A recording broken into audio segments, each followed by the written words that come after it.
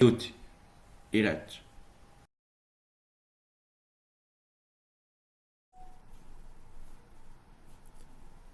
Aloha, dear friends. Sorry, I thought I was my microphone was open, but I guess it wasn't. So I just want to welcome everyone to today's special program. Today, our guest of honor is Mrs. Crystal Baker, who is the granddaughter of Hand of the Cause, Mrs. Dorothy Baker. She lives in Bolivia with her husband, Mr. Manucher Shoaie, and I had the honor of meeting her father, the son of Dorothy Baker, Dr. Bill Baker, and his wife in Bolivia back in 1986, and also traveled to the southern part of Bolivia to the University of Nur, who was recently established there back at that time. And Mr. Manucher Shoaie was the director of the university there. So I had a great honor to meet the family. So today, because she has recently fallen down, she has a fall, she's not able to join us for the entire program, so we had to change the program slightly at the last minute. And but nevertheless, we are ready to start. So please let us start with a prayer before we continue with our program.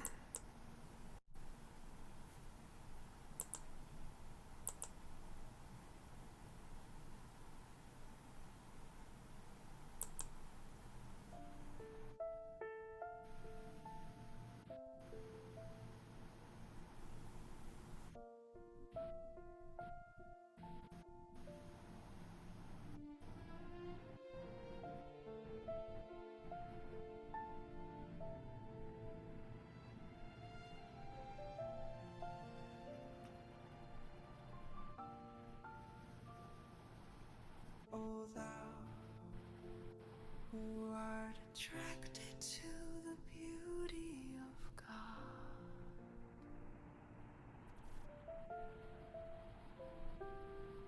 thy letter was received. I ask from God, supplicating and entreating in the threshold of oneness, that thy utmost desire may become realized.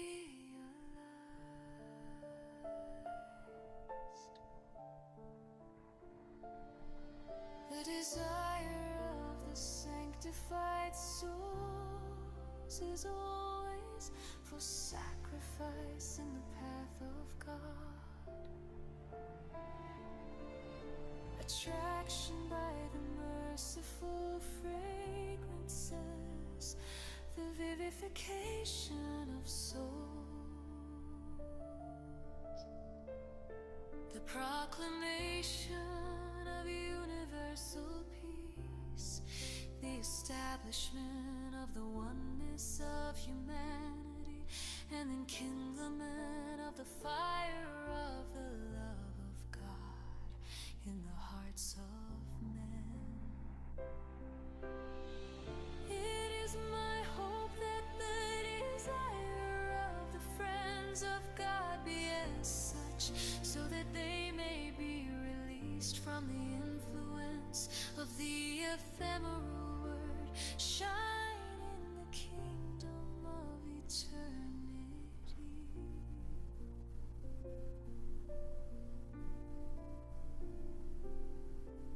Be exhilarated by the wine of the love of God, and like unto the tempestuous sea, rage and roar with the ardor of the love of God. I desire this station for thee.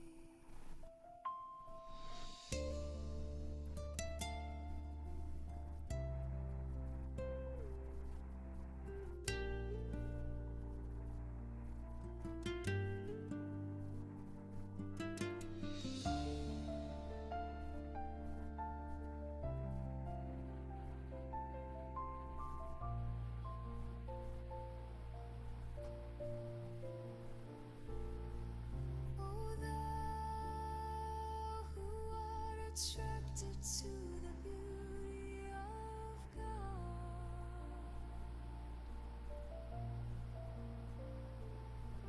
Oh, thou who art attracted to the beauty of God.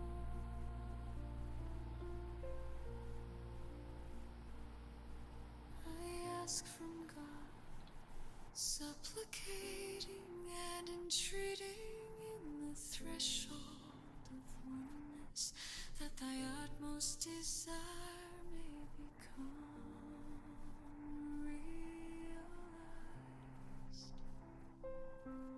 The desire of the sanctified souls is always for sacrifice in the path of God.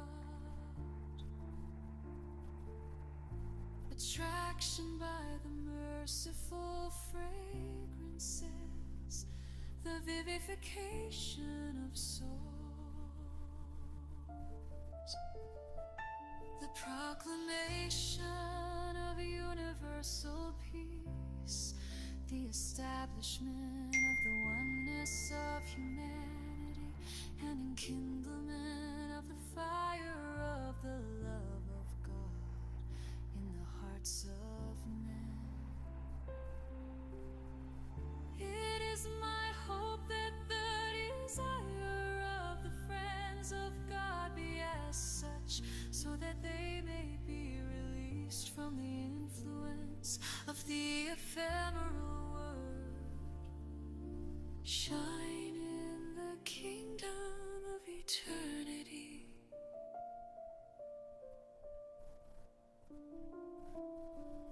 Be exhilarated by the wine of the love of God, and like unto the tempestuous sea, rage and roar with the ardor of the love of God. I desire this station for thee. Oh, thou who art attracted to the beauty of God.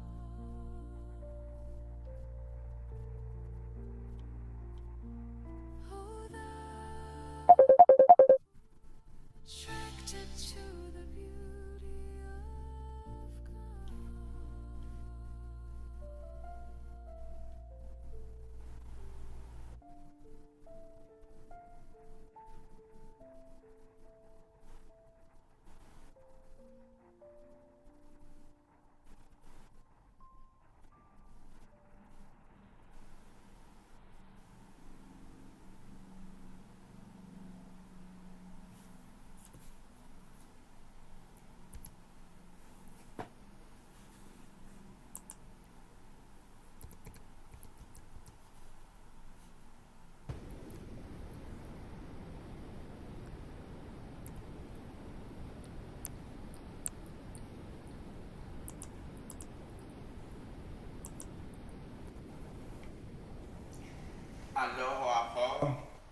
Dear friends, welcome to our program. Today we have dear Crystal Baker, the granddaughter of hundreds of the cause Dorothy Baker, who will talk about her grandmother. Thank you from Crystal to accepting our invitation. In the beginning of the program, we have the one movie is about 45 minutes, so I'm going to play that movie first, and then we're going to listen to the Crystal Baker.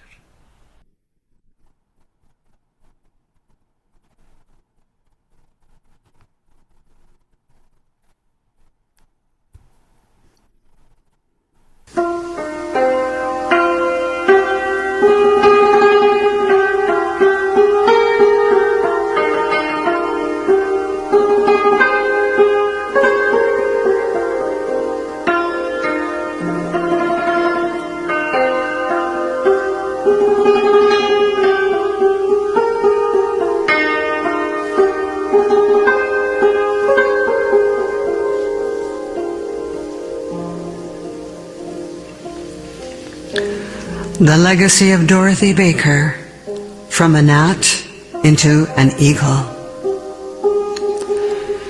Before Dorothy Baker approached the platform for speaking, she often said this prayer revealed by Baha'u'llah.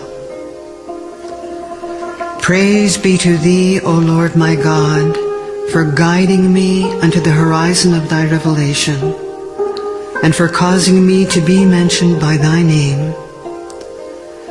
I beseech Thee, by the spreading rays of the day star of Thy providence, and by the billowing waves of the ocean of Thy mercy, to grant that my speech may bear a trace of the influence of Thine own exalted word, attracting thereby the realities of all created things. Powerful art Thou to do what Thou willest through Thy wondrous and incomparable utterance. Baha'u'llah. In the life of Dorothy Beecher Baker, we see a powerful integrity at work. Despite illness and injustice, she learned to channel the flame burning within. Dorothy flowed with, rather than fought against, faith's electrifying current. Dorothy walked with attention and strength, always ready to reflect the light and magnify it. This biography's purpose is to recall not only the chronology of Dorothy Baker's life, but also the drives, the suffering, the delights, and the peak moments of decision that helped make her who she was. May her story inspire your service and fill your heart. Dorothy Beecher Baker was born in 1898 at Newark, New Jersey, the year May Maxwell accepted the Baha'i faith. Related on her father's side to the famous author Harriet Beecher Stowe, who wrote the novel Uncle Tom's Cabin and fought against slavery. This best-selling book is believed to have influenced the American Civil War. In 1912, Dorothy's grandmother, known as Mother Beecher, took Dorothy to New York to see Abdu'l-Baha. Dorothy had been a very shy child, sensitive to the point of deep suffering in the presence of adults. She was so shy that years later she still remembered the tension she felt when she entered the room where Abdu'l-Baha was speaking. He smiled at her, and without speaking to her directly, motioned her to a footstool at his side. At first, Dorothy was much afraid that Abdu'l-Baha might speak to her, that she could hardly bear it. But as he seemed to pay her no further attention, she gradually relaxed. She was never able to remember what he talked about that day. But from that time on, Dorothy considered herself a Baha'i. Although she left that evening without speaking to him, she could think of nothing else for days afterwards, and finally wrote him a letter saying that she wished to serve the faith. Abdu'l-Baha immediately sent her a tablet in his own hand, translated by one of his secretaries, now in the National Archives, in which he told her that he would pray that God would grant her desire. A few nights after that meeting in New York, Abdu'l-Baha sent for Mother Beecher, who went to him immediately. When Mother Beecher entered the room, Abdu'l-Baha was speaking to some people, but interrupted what he was saying, turned to Mother Beecher and said, "I called you to say that your granddaughter is mine own daughter. You must train her for me." Dorothy graduated from Montclair Normal College and taught in the public schools of New York for 2 years. She was then offered a contract to teach in the Ethical Culture School in New York, but declined the offer. In June 1921, Dorothy married Frank Baker. Frank was a widower with 2 children, Conrad and Sally. And Dorothy and Frank had 2 more children, Louise and Bill. Sally unfortunately died of leukemia when she was very young. Dorothy notes that Frank Baker deserves much gratitude, for he stood by her side always, and in his own magnificent services and his support of Dorothy's teaching activities, there was the element of true sacrifice. Frank Baker enjoyed cars. In fact, one of the heavy large cars Frank favored was a maroon Cadillac whose previous owner had been, according to the salesman, Al Capone. This car had a beautiful leather interior with tiny crystal bud vases in the back seat. It was a limousine. Frank always joked that he had bought the Cadillac so he could carry a whole local spiritual assembly. Just as he encouraged her, Dorothy showed great gentleness toward her husband. When the double living room and the wide entry hall of their home were filled with people during the Sunday night meetings, Frank would settle himself on the comfortable blue couch in the back of the room and occasionally would fall asleep as Dorothy spoke. But her loving, indulgent smile removed all embarrassment.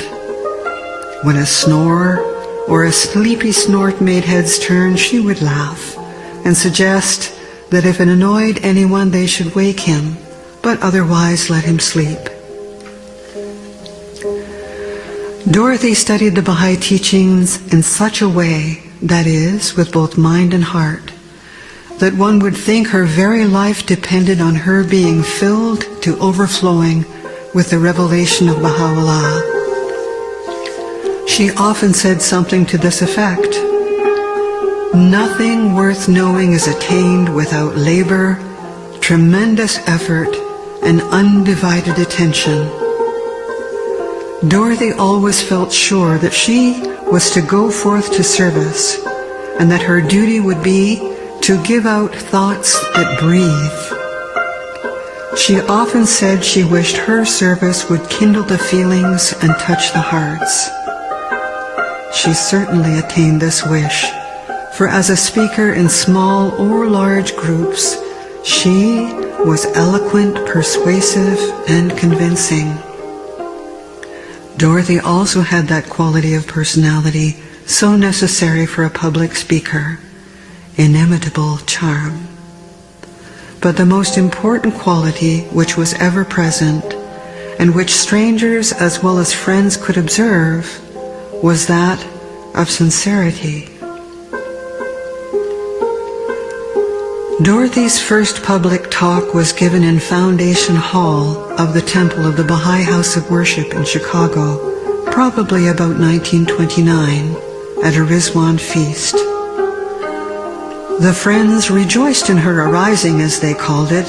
In fact, she was surrounded both before and after this talk, and one could hear comments about the attainment of Mother Beecher's granddaughter. It produced a profound sensation because most of the friends did not know that Dorothy had become, among all of the young people, one of the best informed on the Baha'i teachings. From that time on, the evolution of this Baha'i speaker was rapid, phenomenal.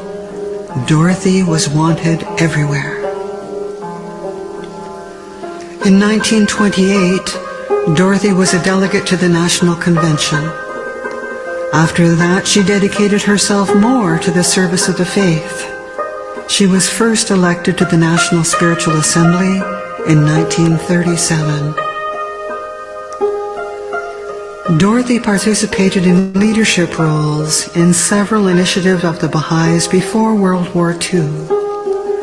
Among the 2 highest priorities were undertaking Abdu'l-Baha's call through the tablets of the Divine Plan to spread the faith throughout Central and South America and to address racism in the United States.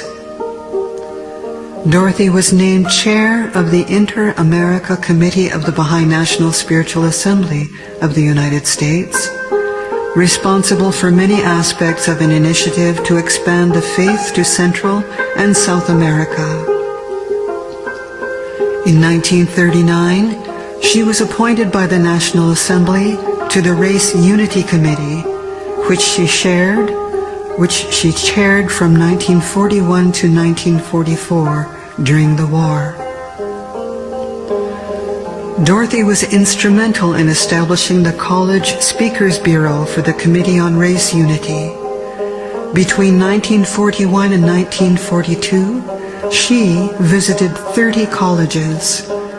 In 1942-43, she visited 50 more. Across 4 years through this bureau's work, Dorothy spoke to more than 60,000 students in 20 states. During a second trip through Europe in 1951, Dorothy was appointed a Hand of the Cause by the beloved guardian Shoaie Effendi.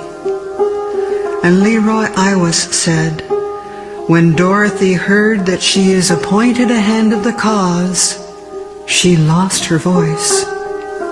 And when Dorothy loses her voice, the birds stop singing." Doris McKay, who later pioneered to Prince Edward Island, was then a fairly new Baha'i from Geneva, New York. Doris wrote of meeting Dorothy one evening in Buffalo. "Different people spoke, but only one did I remember. A young woman, tall and slim and pale, with great gray eyes, arose and reminded us by a story she told that we were all children of God. Dorothy was wearing a deep red velvet dress that offset her extreme light skin and delicacy. The impact of her personality was stunning." The following is the directive of Abdu'l-Baha to Dorothy. "Speak, therefore. Speak out with great courage at every meeting. When thou art about to begin thine address, turn first to Baha'u'llah and ask for the confirmations of the Holy Spirit. Then open thy lips and say whatever is suggested to thy heart. This, however, with the utmost courage, dignity, and conviction. It is my hope that from day to day your gatherings will grow and flourish, and that those who are seeking after truth will hearken therein to reasoned arguments and conclusive proofs. I am with you, heart and soul, at every meeting. Be sure of this." Mother Beecher had said that Dorothy was a chosen vessel, that she would someday be a great teacher. The great teacher Martha Root came to Green Acre for 3 days later that summer, but Dorothy was already gone. They met within a few months for the first and only time in Geneva, New York. Doris McKay remembered. The two of them were sitting down to breakfast. It was such an experience to see Dorothy with her wonderful radiance and Martha with her quiet power of faith meeting one another like two constellations colliding. It was such a wonderful experience. Dorothy was so humble in the presence of the wonderful Martha Root. Humility was needed to learn what Dorothy could learn from the immortal Martha Root. Whenever she drove to assembly meetings, Dorothy always said the Tablet of Ahmad 9 times as she drove, not picking up any hitchhikers until she finished. Other episodes. As Dorothy left an interview with Dr. George Washington Carver, the renowned agricultural researcher, he called out to her, "Tell the world, Mrs. Baker, that Dr. Carver is very partial to the Baha'i faith. Very partial." These are some of Dorothy's statements. Pray aloud so that your body will be surrounded by prayer. It helps concentration. There is always divine companionship in every loneliness. A soul is never alone. We should always be God-conscious. There is only one thing in this life that I dread, and that is growing old. I hope when I go, I shall go with my boots on. If Baha'is purposely do not give what they have, Dorothy felt it was often as a result of false humility, which she described as a humility that prevents us from going victoriously ahead for God's sake.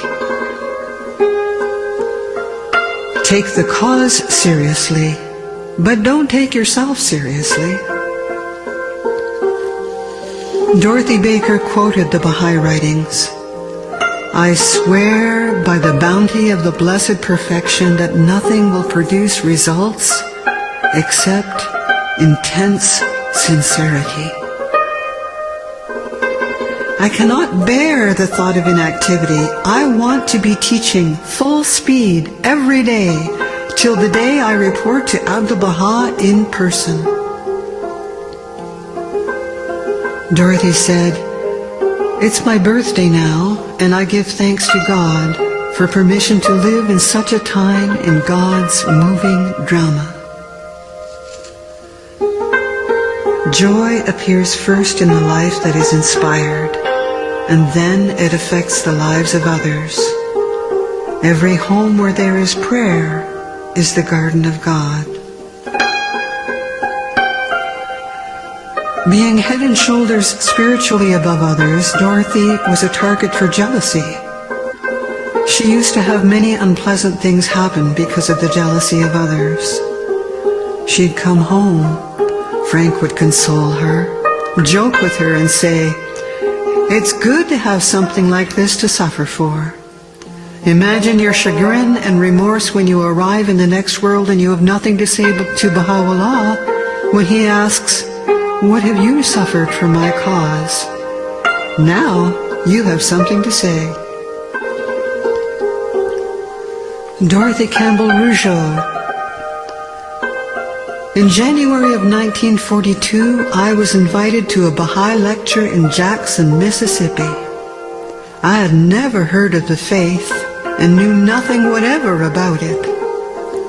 Soon, a tall, beautiful blonde was introduced as the speaker for the evening, Mrs. Dorothy Baker, and she said that she would like to begin the meeting with a prayer revealed by Baha'u'llah, the founder of the faith. We were all seated, and after the prayer had begun, I found myself shaking all over, and finally had to hold on to the seat of the chair to try and control the shaking. My first thought was that I had a deep chill, but as the prayer ended, the shaking subsided. I was so shaken that I don't remember much of what she said. But before she stopped talking, she said that the Baha'is believed that this was the Word of God for today. And as always with the creative Word of God, it had the power to change our lives. She challenged us to buy a Baha'i prayer book, read it for 15 minutes a day for 2 weeks, and then we would be unable to live without it. Being a good Baptist, I had never read a prayer book in my life, but I found her challenge so extraordinary that I decided to buy a prayer book and read it and find out for myself if what she said was true. Needless to say, After 2 weeks of reading the prayers, I never stopped, and I found that it had changed my heart. My heart was cleansed of negative emotions and ready to study the Baha'i teachings. After a few months of intensive reading, study, and prayer, I accepted the faith.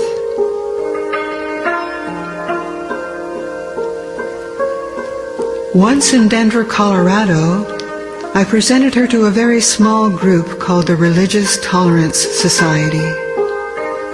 It was really not a very inspiring occasion, but as Dorothy talked, this mysterious flowing eloquence began to surge, and quickly everyone was enraptured. At the end, one gentleman, a rather cold, analytical intellectual, not in any way a spiritual or emotional type, spoke up, obviously highly moved. He said that in essence, certain people have been given great gifts, and Dorothy had been given the gift of eloquence.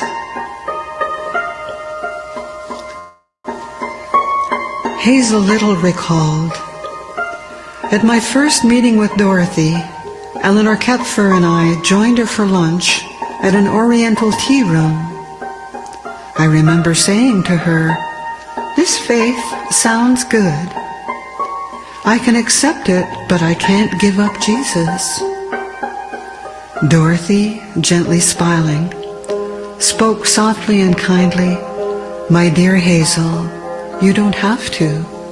This simply adds on to your Christian faith.'" Sarah Ellen recalled, "Dorothy looked at me very seriously and said, 'Sarah Ellen, you must always remain steadfast in the faith. No matter what happens in your life, remain steadfast. Because, as the first believer in your family, you carry a great responsibility.'" Tears streamed down my face. I just kept watching her face, spellbound. Dorothy fascinated me. It is easier now to understand it was an irresistible spiritual attraction before which I was speechless. There was nothing for me to say. Sometimes in her vocabulary, we went over one day to a National Spiritual Assembly meeting right from the convention where Dorothy had spoken about Latin America. She talked of girdles of immorality around South America. She used this expression, and the men never let her forget it, and no one would laugh harder than she would at herself. The men on the National Spiritual Assembly used to tease her a little bit because she was rather eloquent. Dorothy quoted the writings of Baha'u'llah concerning Jesus Christ by heart. According to Gale, Dorothy recited from memory the following passage from Gleanings from the writings of Baha'u'llah. "Know thou that when the Son of Man yielded up his breath to God, the whole creation wept with a great weeping. By sacrificing himself, however, a fresh capacity was infused into all created things. Its evidences, as witnessed in all the peoples of the earth, are now manifest before thee. The deepest wisdom which the sages have uttered, the profoundest learning which any mind hath unfolded, the arts which the ablest hands have produced, the influence exerted by the most potent of rulers, are but manifestations of the quickening power released by his transcendent, his all-pervasive and resplendent spirit. We testify that when Christ came into the world, he shed the splendor of his glory upon all created things." After a few moments, Dorothy went out of the room to get something. Gail recalled, in that interval, the couple looked at me with glistening eyes and ecstatic countenances and said, "We feel as though we have been at the altar of God." I too was in that same state of feeling transported to the presence of God. This was a powerful characteristic of Dorothy Baker.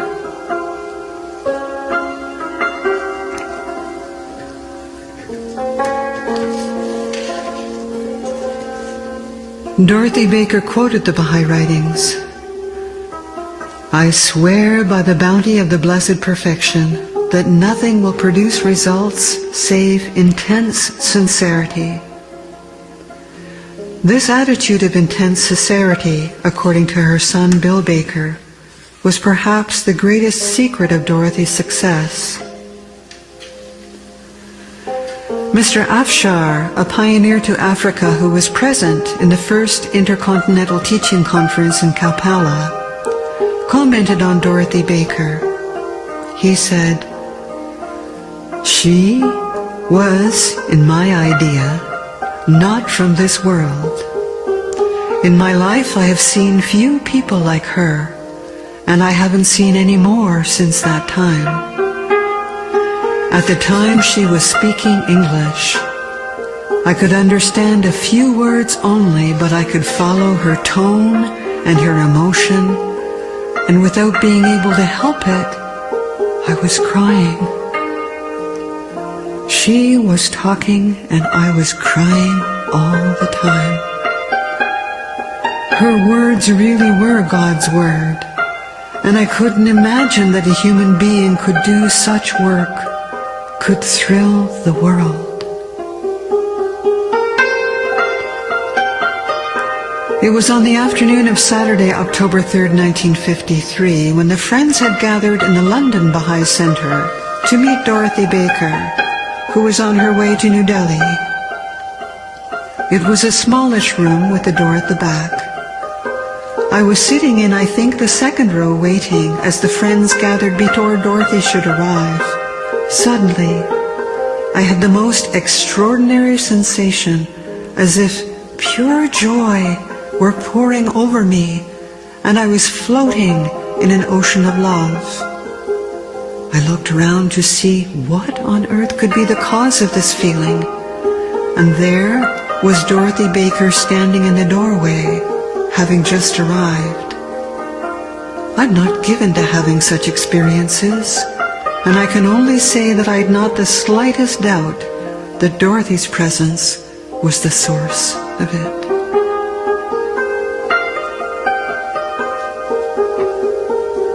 The following recollection of Jabiduk Khadem, wife of Handed the Cause Sikrukala Khadem, describes part of a road trip she took with Hand of the Cause Dorothy Baker. The story leads to a description of how Dorothy Baker prepared for obligatory prayer.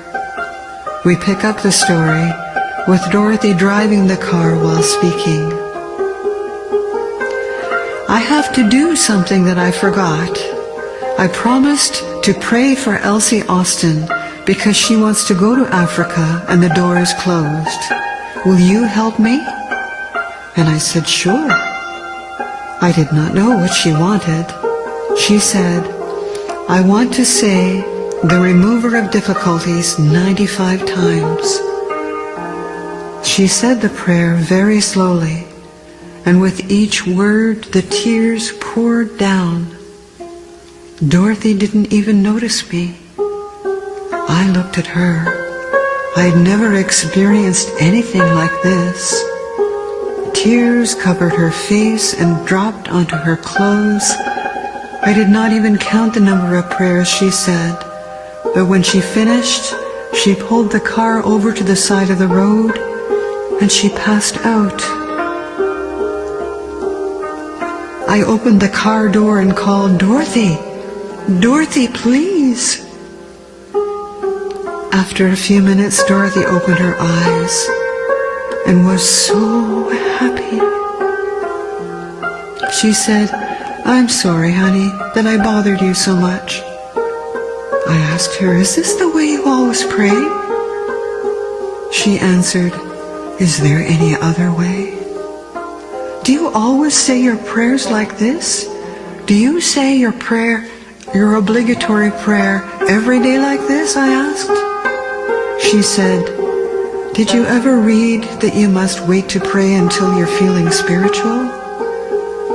Every morning I say many prayers so that I will be spiritual enough to say my obligatory prayer."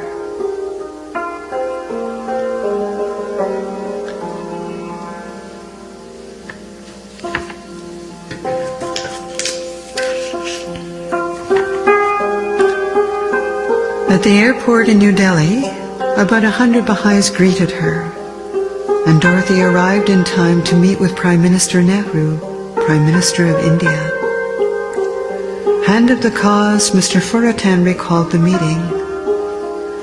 When Dorothy went to meet Prime Minister Nehru in New Delhi, as all the hands were there, and he gave the very beautiful speech of welcome, she turned to me and with her eyes invited me to answer Nehru, which I did.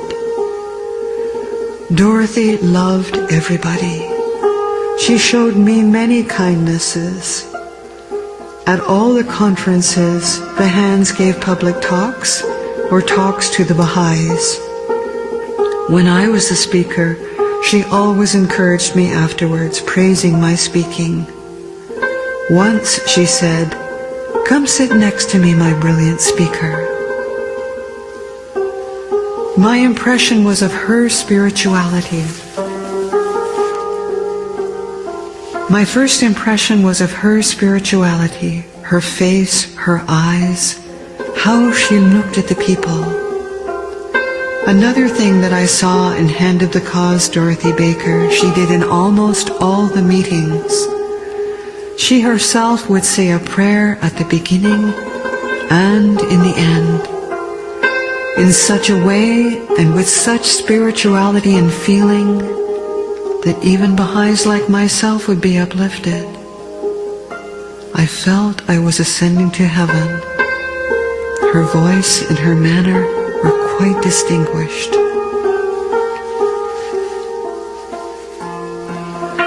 Leroy Iowa said, "Dorothy always gave considerable thought and attention to her appearance.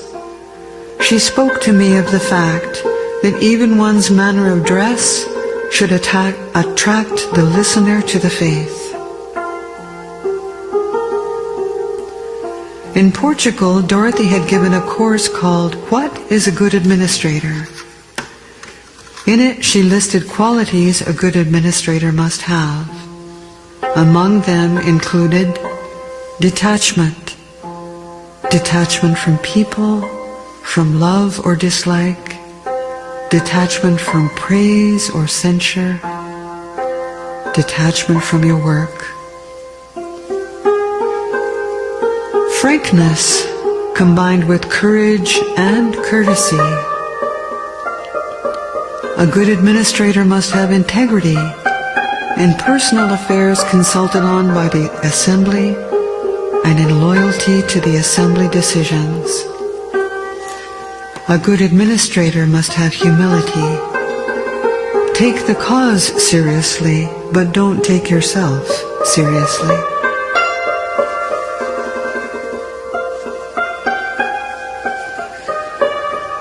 Lenora Bernstein noted Dorothy's very deep sense of humility.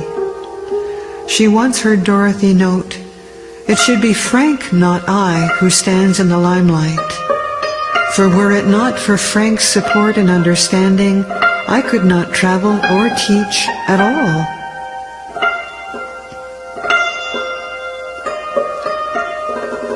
After catching a ride with her, an older, rather rough-looking hitchhiker told Dorothy as he got out of the car, "When you picked me up, I was going to do whatever it took to steal your money and your jewelry, but something stopped me. Whatever else you do driving around these hills, don't you ever pick up anybody that looks like me again. You hear? Never." he slammed the door and headed down the road.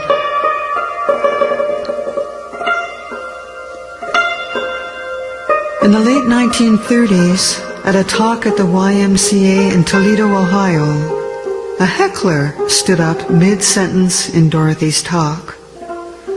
From his spot at the front of the meeting room, he yelled aggressively, "Madam, just what are the tenets of your faith?" Without a second's hesitation, Dorothy answered with the noon prayer, "I bear witness, O my God, that thou hast created me to know thee and to worship thee. I testify at this moment to my powerlessness and to thy might, to my poverty and to thy wealth. There is none other God but thee, the help in peril, the self-subsisting." Dorothy paused a moment, eyes fixed on the questioner. Then, seriously challenging, she said, "And now, young man, what are the tenets of your faith?" Not even a whimper sounded from him as he sank into his chair. Dorothy went on to finish her talk.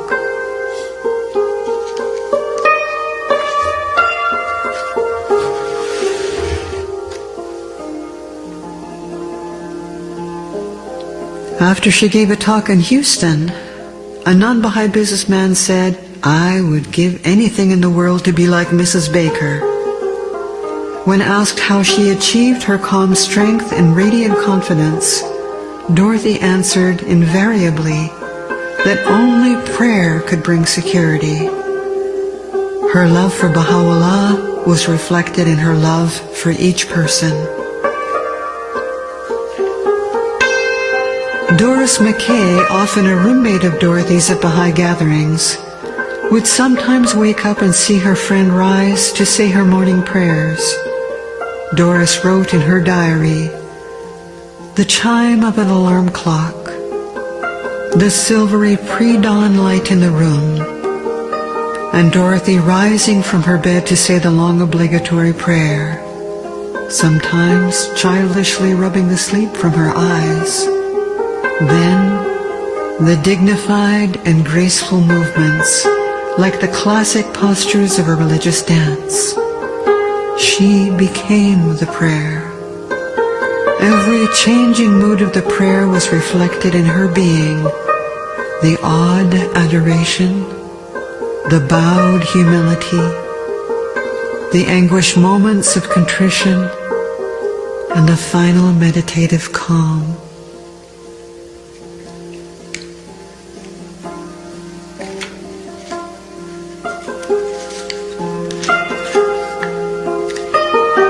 In Lima, Ohio, the son of a Baha'i couple had suffered a nervous breakdown and had been hospitalized. Following several weeks of unsuccessful treatment, doctors ordered the young man's patients to take him to the state hospital in Toledo, Ohio. During the drive, Dorothy sat in the back seat with the young man, who talked incessantly, unable to stop the torrent of hysterical ideas burdening his mind.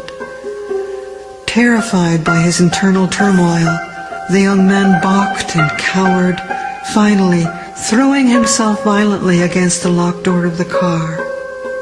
Unable to calm him, his mother cried in anguish. Dorothy sat quietly beside the young man, looking ahead, containing herself, directing all her heart's energy to God. She turned to the young man, smiling warmly, and gently motioned for him to move away from the door. Dorothy closed her eyes and began to repeat the short healing prayer by Baha'u'llah. "Thy name is my healing, O my God, and remembrance of thee is my remedy. Nearness to thee is my hope, and love for thee is my companion. Thy mercy to me is my healing and succor in both this world and the world to come. Thou verily art the all-bountiful, the all-knowing, the all-wise. And the Bab's prayer, is there any remover of difficulties save God? Say, praised be God, He is God. All are His servants, and all abide by His bidding. Gradually, the young man relaxed and lay down, placing his head on Dorothy's lap, where he rested for the remainder of the journey.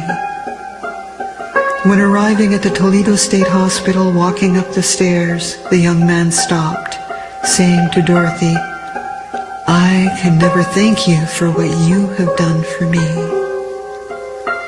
30 days later, doctors released the young man, having been unable to find any signs of mental illness. Dorothy's ability to encourage the individual was, in the memory of many, without compare.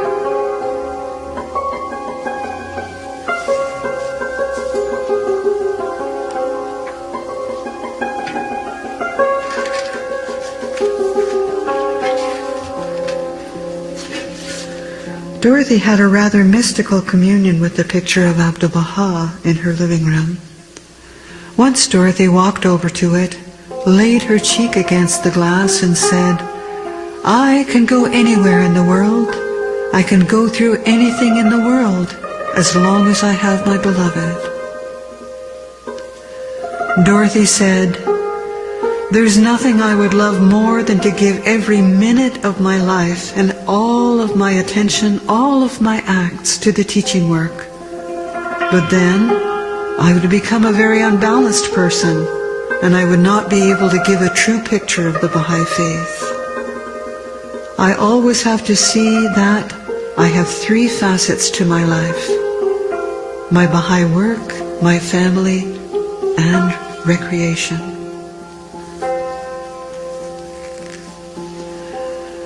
One day Dorothy Baker told Mary Lou Ewing that I must face the fact that I must make the choice between being a mediocre Baha'i and being a flame-like Baha'i who truly serves. It was frightening, but I remember that she would put it very squarely on a person that the choice was essentially with that person as to what he would accomplish.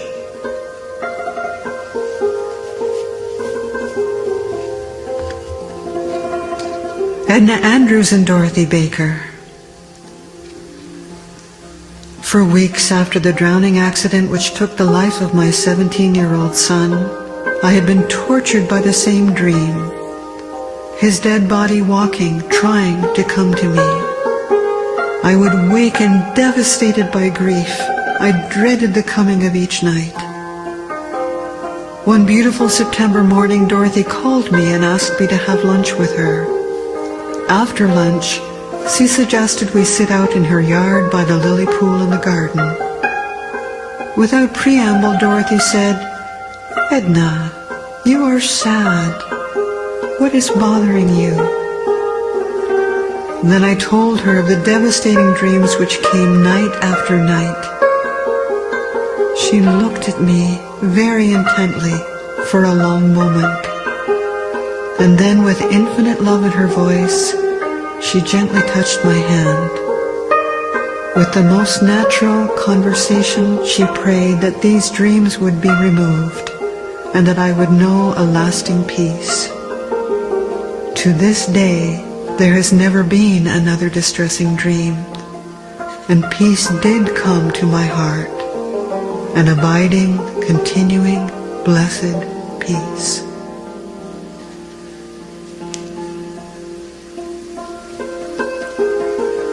Dorothy Baker said to Belinda Elliott, you must always remain steadfast in the faith, no matter what happens in your life. Remain steadfast, because as the first believer in your family, you carry a great responsibility. Dorothy had my full attention. All I could do was stare at her beautiful face, so smooth, so illumined from within. She was wearing dark blue with a hat and a small veil that came over her eyes. Then Dorothy explained that the first believer at the time of the coming of the manifestation of God has the privilege of interceding for the direct members of their family for many generations. Dorothy Baker was a very extraordinary individual by all reports.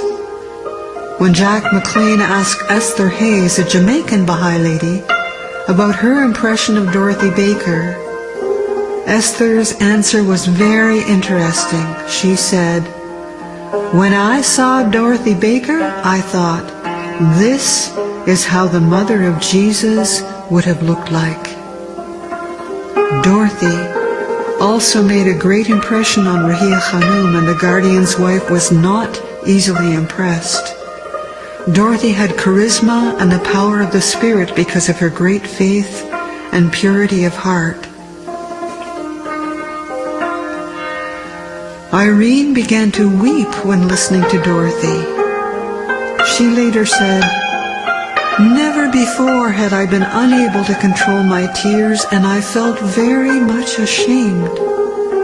As long as Dorothy spoke, Irene continued to cry. Mrs. Khadem came over after the talk and explained to Irene that this was her spiritual rebirth. In fact, the impact of Irene's declaration was felt by many who had attended the conference. In January, Dorothy met the local believers in the Baha'i Hall garden. Nearly 1 year has passed since the 10-year plan came into force, and pioneers have not gone to many of the goals. What face shall we show to the beloved guardian? Among the Baha'is listening, 19 people stepped forward. When the volunteers stepped forward, Dorothy turned to them and said, "Oh dear, I have nothing to give you. I give you my life. I give you my love. You will all be blessed."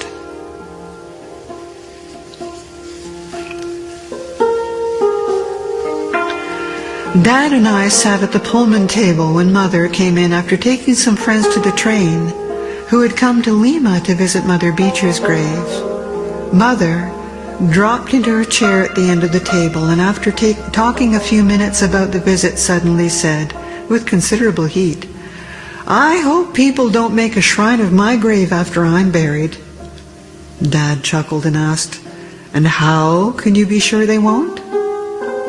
Mother considered a moment, and then she answered, "If I could really have my choice, I would be buried at sea."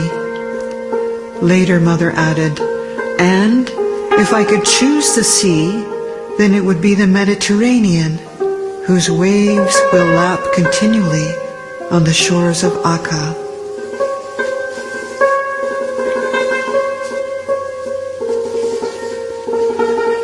If one desire was left unfulfilled, it was a desire Dorothy had expressed to Rahia Khanum in a letter from February 1943. "My heart's love once again to the Blessed Guardian. When next you have the privilege of entering the tomb of the Blessed Beauty, dearest Rahia, will you pray that my life will be a ransom to the Guardian? I cannot do this, but I believe that He will answer your prayer. 1,000 thanks." During Dorothy's travels in the area of Indore, Ujan and Shahapur, Dorothy was becoming much weaker. Mr. Irani was present in those cities and noticed her condition. During the whole trip, she was feeling ill and running temperature. Dorothy was eating very little food, only once a day, perhaps some tea or coffee and a little toast. She was feeling weakness and would all alone would break down even running a temperature. Dorothy had no strength to say her prayers sitting. Rather, she would say them lying down in bed. But when talking on the cause and teaching, Dorothy would become a lioness. Her great spirit was felt when she was talking about the cause. At the time of teaching, there was no fatigue or fever. But in Indora, when speaking, the physical strain became too much for her. In a public hall, suddenly, Dorothy had to sit down on a chair near the podium and ask that the microphone be brought to her so that she could finish her lecture.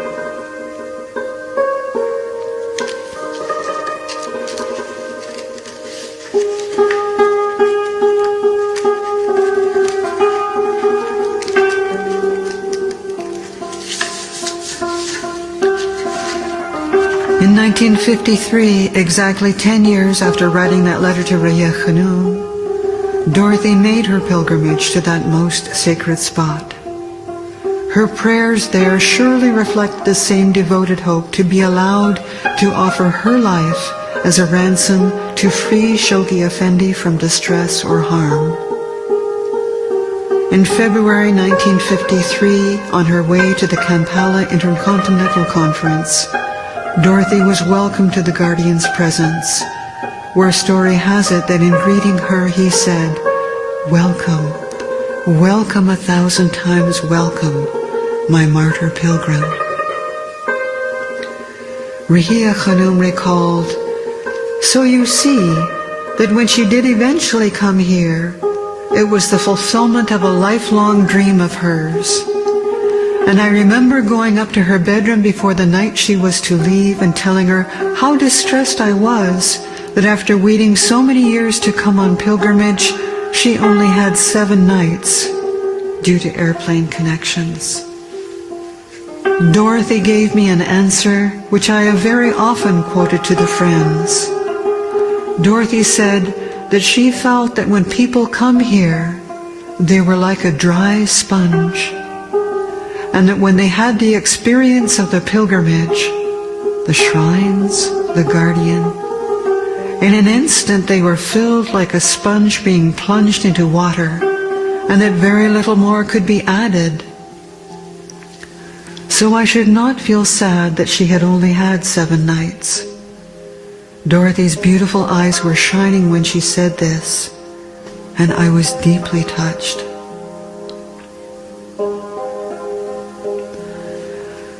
On the 10th of January, almost a year after the Kampala conference, Dorothy was on board a Comet jet again.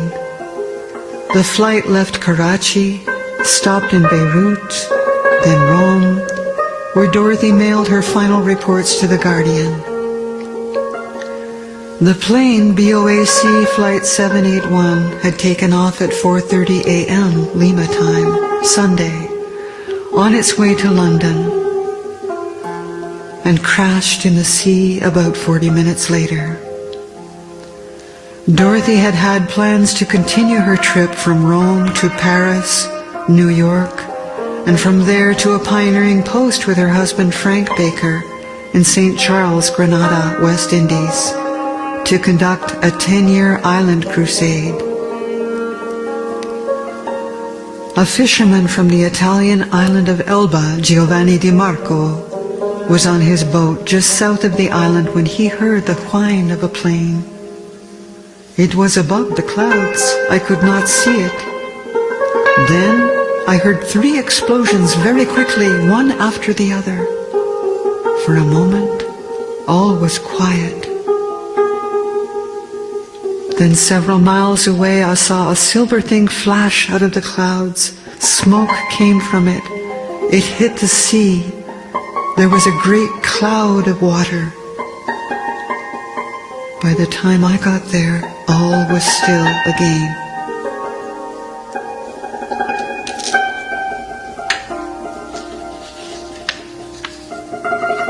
Around the 12th of January 1954, a sodden purse was found on a seashore.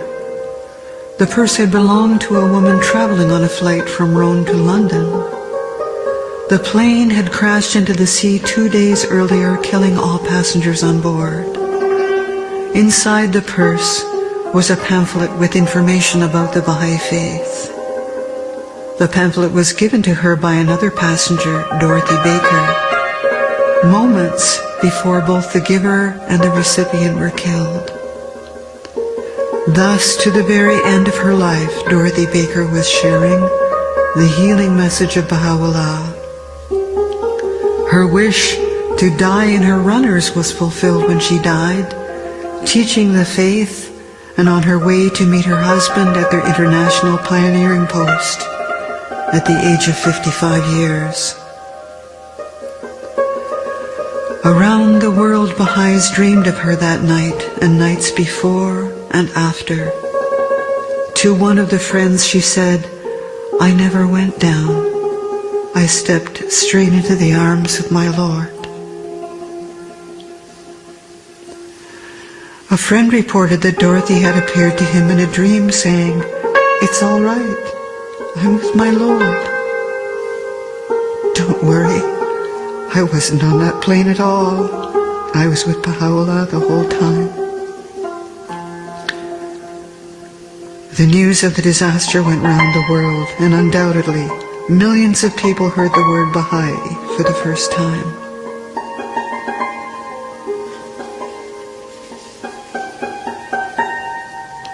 Cablegram from The Guardian. Hearts grieved at lamentable, untimely passing of Dorothy Baker, distinguished hand of the cause, eloquent exponent its teachings, indefatigable supporter of its institutions, valiant defender its precepts. Her long record of outstanding service has enriched the annals of the concluding years of the heroic and the opening epoch of the formative age of the Baha'i dispensation, fervently praying for the progress of her soul in the Abha kingdom.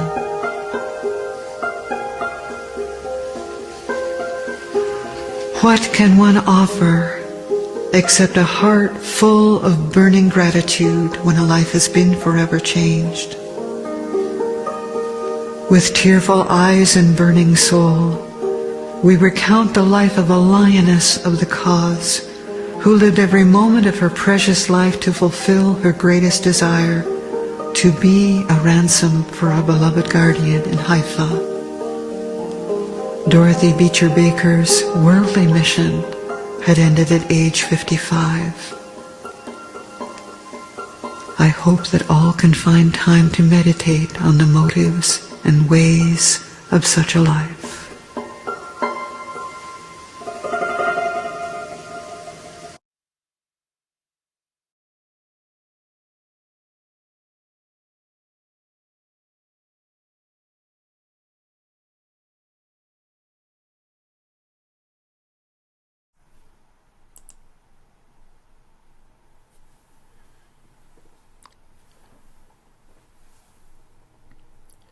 Friends,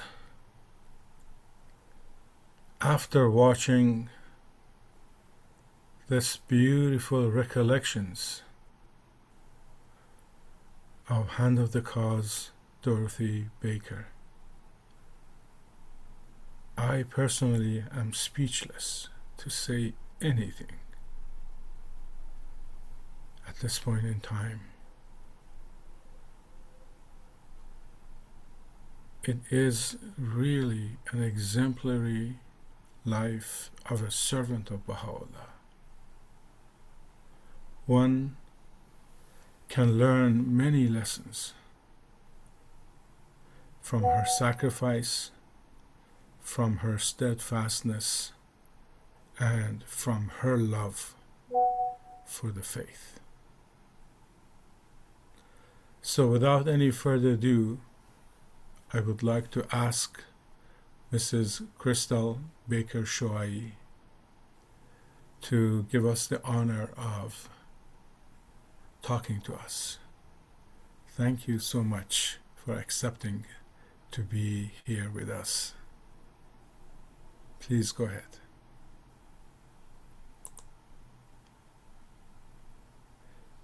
Your microphone is closed. Please unmute yourself.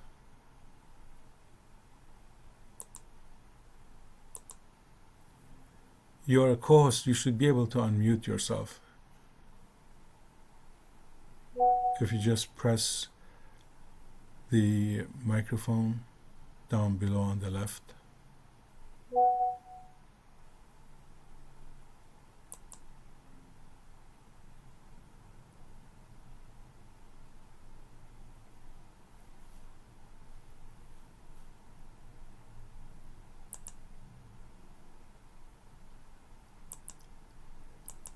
Or there should be a dialog box for you to press to unmute.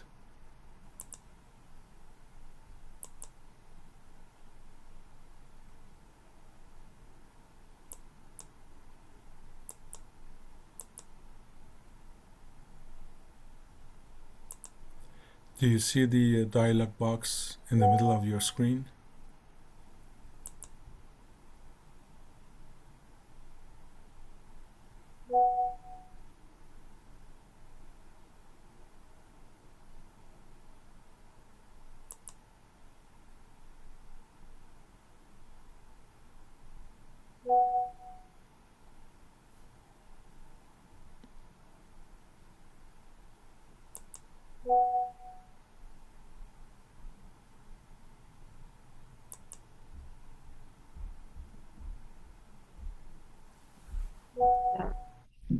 All right, can you hear there me you now? are.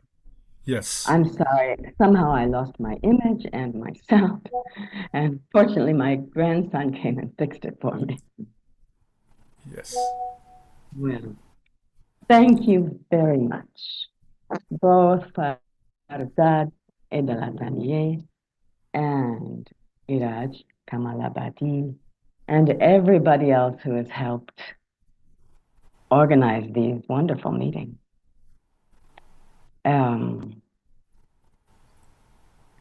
I want to tell you that I almost didn't make it.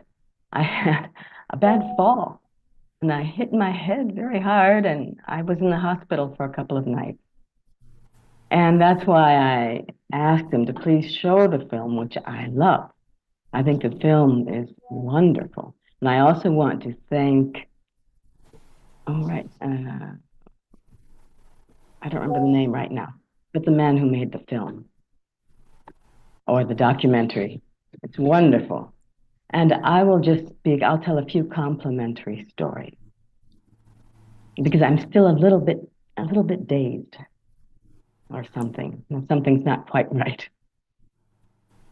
I'd like to focus my words on how Dorothy Baker arose to serve within the context of her deep love for her family.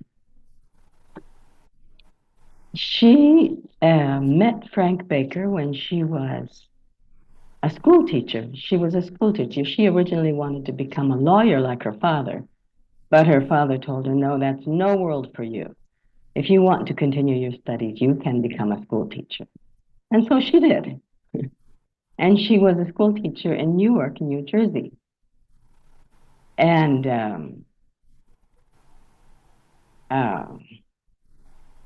she lived in a boarding house there. And some people came to have dinner at that boarding house as well.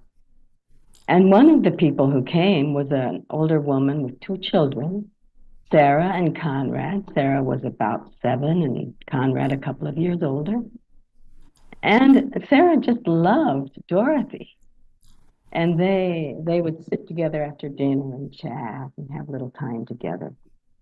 And one night, Sarah said to Dorothy, my father is coming to dinner tomorrow night. You want to meet my father, don't you? And she said, well, of course, I'd love to meet your father. So the next evening, there appeared Frank Baker, and Sarah asked Dorothy to tell them about her students at school. So Dorothy told them about a little boy who was having a little problem with bad words and foul language, and how she had called him in to talk with her by herself and told him what a wonderful little boy he was, and that it was too bad that he was using that language. and encouraged him, told him just how wonderful he was. And the little boy was very moved, and he hugged her and said, "Oh, Miss Beecher, when I grow up, I'm going to build a big red castle, and you can come and live with me in my big red castle." And at that point, Sarah jumped up and said, "No, you can't go live with him. You have to come and live with us. You have to come and live with us, and I'll even give you my place in bed with my daddy." Of course, everyone laughed and thought that was very funny.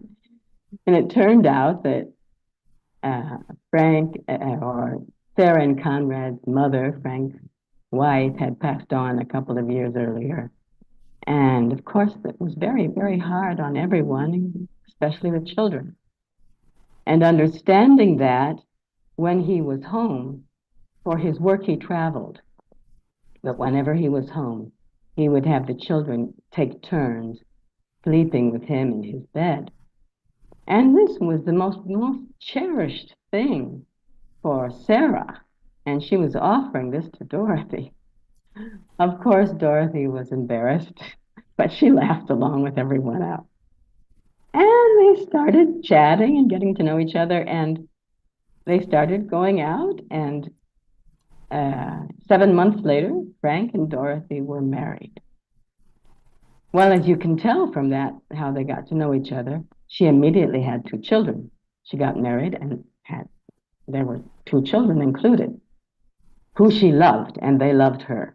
But of course, there were ups and downs for the children getting used to having a new mother, and for her getting used to having 2 children. But she dedicated herself to those 2 children. And her teaching the faith was teaching stories about the faith to the children. And pretty soon her own children came along, 2 more children, her daughter Louise, my Aunt Louise, and my father Bill. So she had a house full of children. And she did her best to make a wonderful life for those children. But it was when Sarah was 12, and she was 7 when they married. When Sarah was 12, she came down with leukemia, and she died. And Frank was overcome with grief. He just couldn't pull himself out of it. And he decided that what he needed, it was going to be best for the whole family, because it was hard on the whole family. Sarah was a very special child. And she was like the connection between the 2 groups of children. And he decided that they needed a change, and that he would leave his job as an executive for the national, it was a national bakery company, and that he was going to open his own bakery. And he started scouting out to see where a good location would be. And he'd be gone for days and days at a time, and that was hard on Dorothy and the children. But finally he decided on Lima, Ohio, and this meant moving away from the area around New York City where Dorothy had grown up and had always lived, and moving way out, what she felt was way out, to Lima, Ohio. But she accepted, because she could see that Frank needed a change. He really needed a change. And they moved out to Lima, Ohio. He opened the Please All Bakery. And it did pretty well. It did very well, very well. And about a year after they moved out there, Mother Beecher, who was mentioned in the documentary that we just saw, Dorothy's grandmother, moved in with them. She asked if she could go live with them. She had been spending full-time travel teaching, but at this point she was in her late 80s and really couldn't do that anymore. And she wanted to go live with Dorothy and make sure that Dorothy rose to serve the faith as Abdu'l-Baha had asked her to do. And Frank was a very welcoming, wonderful man, and he was happy to have her go. And so she moved in, and they started studying the faith intensively every day for a couple of hours, classes that Mother Beecher prepared for Dorothy to become even more knowledgeable of the faith. And Dorothy loved the classes. She loved the classes, and she loved her grandmother. And it was a happy period. And during that time, Dorothy did start teaching some classes in the summer school in Michigan, the Llewellyn Summer School. At one of those summer schools, Mother Beecher fell, broke her hip, and 2 weeks later passed on. Dorothy was at a loss at what to do with her life. She was very sad and just didn't know what to do. She threw herself into cooking and taking care of the family. But just a couple of days later, a man named Floyd Spar, that's a name I've heard all my life, Floyd Spar, who worked for my grandfather, Frank Baker, at the bakery, came into Frank's office and said, a group of us are studying the unity of thought. I think that's what it was called, something about unity. And we thought you might have something to say about that. So we wanted to invite you to come and talk with us about that. And Frank said, well, we're Baha'is, and the Baha'i faith is all about unity. And I'd like you to come over to our house on Sunday, and my wife can tell you about it. So Mr. Spar asked if he could take a few friends along. And Frank, of course, said, sure. So several people showed up at that meeting, some who later became pioneers. And the Sunday afternoon meetings began. Dorothy prepared thoroughly for these meetings. This is a childhood memory of my father's. He remembers that he'd go off to school in the morning, and she'd be sitting she'd get up and give him breakfast and say goodbye. But she had already been sitting in the parlor with papers all around her on the floor, preparing for the Sunday meeting. And when he got back from school, she was still preparing for the Sunday meeting. She prepared thoroughly for those meetings. And they grew, the attendance grew. And a few months later, the group decided they wanted to be Baha'is.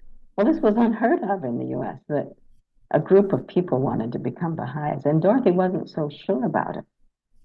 And so she wrote to the National Assembly and said, what should we do about this? And they said, well, we'll send someone. And in those days, people who wanted to become Baha'is had to take a test, had to take an exam. So they sent someone who administered this exam. I don't know if it was always the same. I really don't know. But I guess it varied because she took it one by one. And they all did very well. And she told Dorothy, these people know more about the faith than I do. Of course, they can become Baha'is. And 18 people entered the faith. And Dorothy wrote the Guardian and said, we have our first Baha'i community here in Lima, Ohio, with 18 new Baha'is. So that for me was how Dorothy arose to serve. But there's more to the story. That group then took action and invited more people, and they started into a second series of studying the faith with more people. There was a second group, but the first group also continued. And my grandfather, Frank Baker, decided to take the wall out between the dining room and the living room to have a little more space for these meetings. And that was a big room. I remember that room as it was once with the wall taken out. And about 40 people could be seated in that room. But that wasn't always big enough. The room had double doors out into a hallway. So sometimes some people sat out in the hallway. And the group grew and grew, and people were very excited about the faith, and everyone was talking about the faith. And many of those who were coming at the meetings were also very active Christians, and they were talking about the faith at their churches. Well, some of the Christian ministers didn't like that so much, you know. They felt a little bit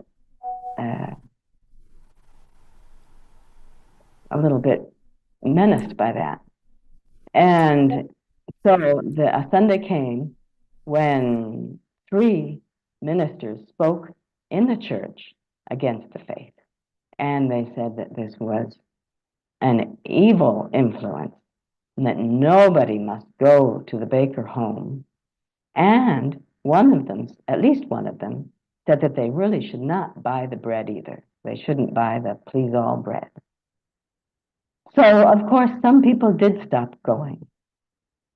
Some people did stop going. Others wanted to know more. And the bakery suffered. Dorothy decided to start having radio talks. One of the Baha'is worked at a radio station, and he was a radio announcer, and he also prepared some radio programs. And he and Dorothy, with the help of several other Baha'is, several people helped, put together a series of radio programs, radio talks. And they put these on the air. They got prime time through this man who worked on the radio when there wasn't anybody else who was ready to pay for it. But they had a lot of prime time. And the radio talks were very successful. I imagine that some of the people who had felt so attracted to the faith, but were torn between what their minister said and the faith, listened to the radio programs. And they could do that in the privacy of their homes, with nobody knowing, without going to the Baker home, without doing anything public. And some people started coming back. And not only that, many more people started coming. And not only that, people started coming to the meetings from surrounding towns, from outlying smaller towns. Now, Lima was not a big town. Lima was under 50,000 people. It was a small town. But there were outlying farming communities. And people started coming in from those communities. Well, the ministers were not happy, and they continued speaking out against the faith. And the atmosphere in town and in school for the children, the older children were already, well, Sarah was in the Abha Kingdom, but Conrad was away at college. And actually, I think he had already finished college. He was no longer living at home. And Louise and Bill were in high school. So they decided to send Louise and Bill away to boarding school. And it turned out that the boarding school that my father went to, that Bill went to, was the same school where the minister who'd spoken out more aggressively against the faith, his son was also there. And he was bad with my dear father. It was, just bothering him, and I don't know specifically what they did. But so they decided, I don't know right now whether my father suggested or the other boy suggested, but that they were going to box each other. Neither of them knew how to box.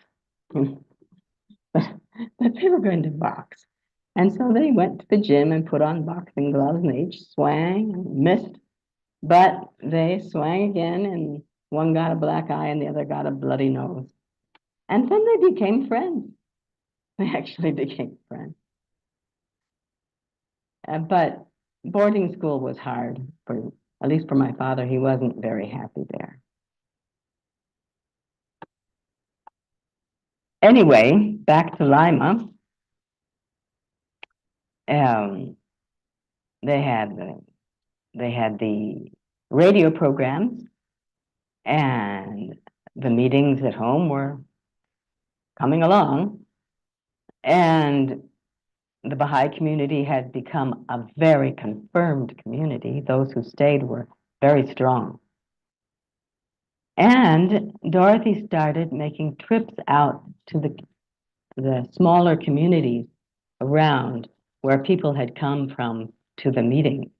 And a series of communities were established around Lima. I think it was maybe one of our first clusters. In time,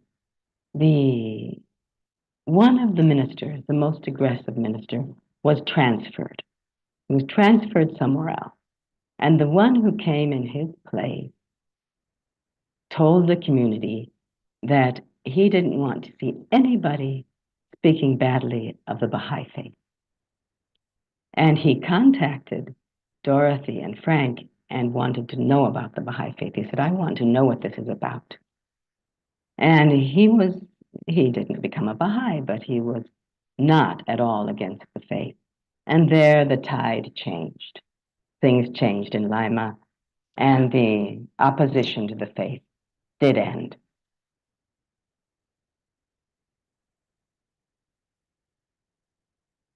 Let's see. Check my notes here.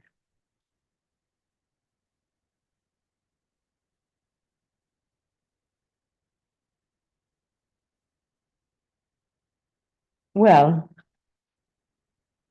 one of Dorothy's, the bakery. I wanted to mention the bakery. The bakery also decided to Frank decided to start selling bread in the surrounding towns. And his bakery grew tremendously. He ended up having 17 delivery trucks, which was a lot for a local bakery. And it didn't matter too much if the people in Lima bought the bread or not. So by the time the opposition ended, his bakery had grown. But they did go through a hard time. Actually, when they were going in the hardest time, Dorothy had requested pilgrimage to go meet the guardian and have her pilgrimage. But this happened, and they had a financial setback, of course, and she couldn't go on pilgrimage. And she was very unhappy about that, but of course accepted it. And she ended up postponing her pilgrimage 4 times. But I'm losing my train of thought a little bit.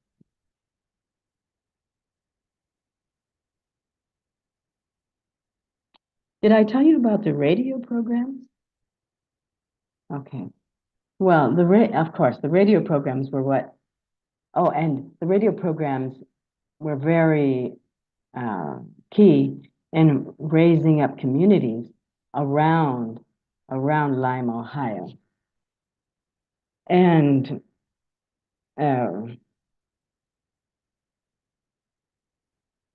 in the end, I think it was one of our first clusters.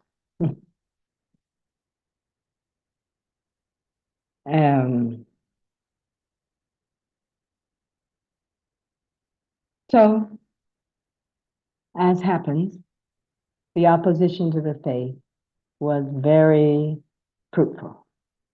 It was very fruitful. And there were several communities who were strong by the end of the opposition.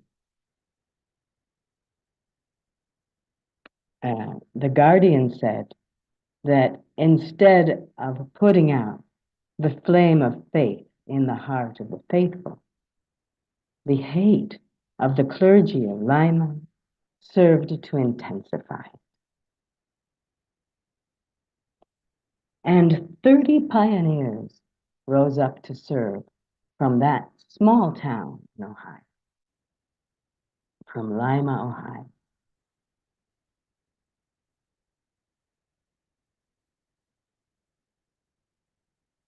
Thank you very much.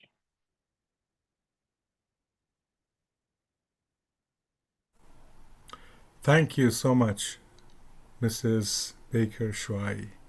It was wonderful recollections, personal recollections of Hand of the Cause, Dorothy Baker, and the family. It's wonderful. So inspiring. Thank you so much for accepting our invitation, coming against all the difficulties that you went through to come and talk to us. Thank you. We appreciate it. Thank you very much. You're welcome. Thank you. So I think we are going to have a piece of music by Mr. Fouroughi, who played in the background of the video. So please welcome Mr. Fouroughi, if he's around. Irajan, I don't see him. Mr. Fouroughi.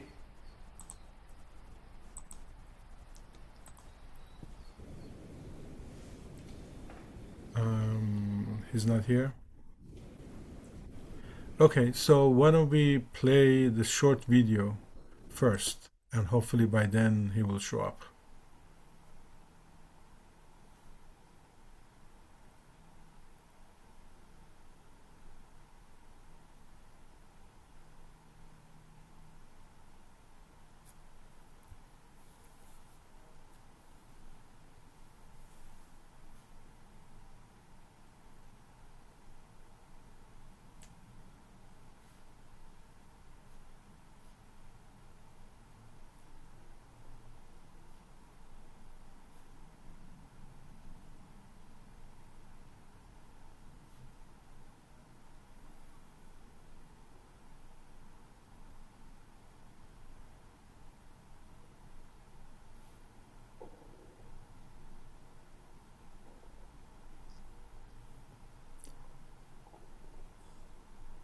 Do you have the video available?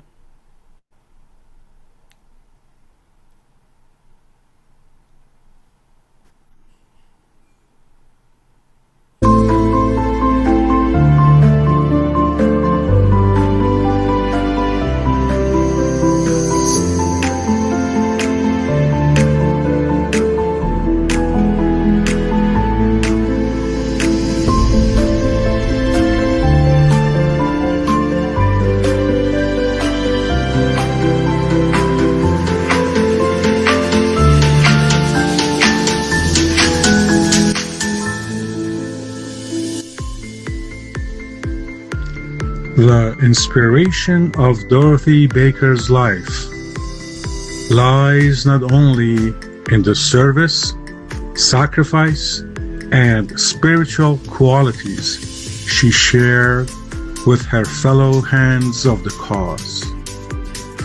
Her story also inspires through the hope it offers to those of us who have had the privilege of knowledge of Baha'u'llah's teachings, but who have not yet allowed the faith to move to the center of our lives.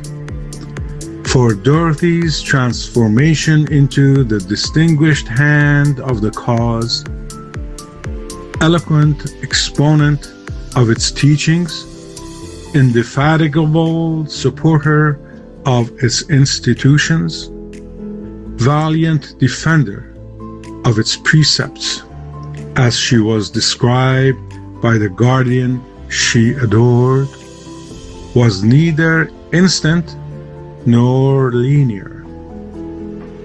She is related on her father's side to the famous author Harriet Beecher Stowe, who wrote Uncle Tom's Cabin and fought against slavery.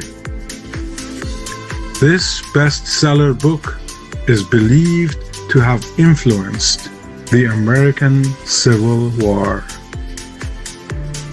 This biography's purpose is to reflect not only the chronology of Dorothy Baker's life, but also the drives, the sufferings, the delights, and the peak moments of decision that helped make her who she was.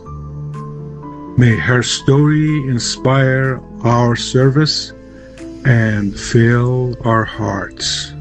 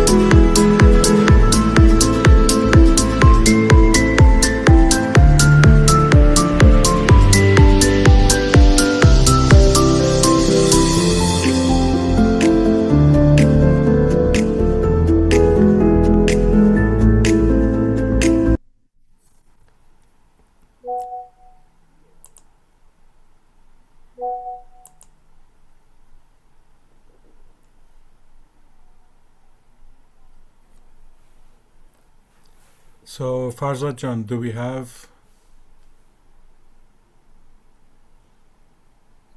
the next program?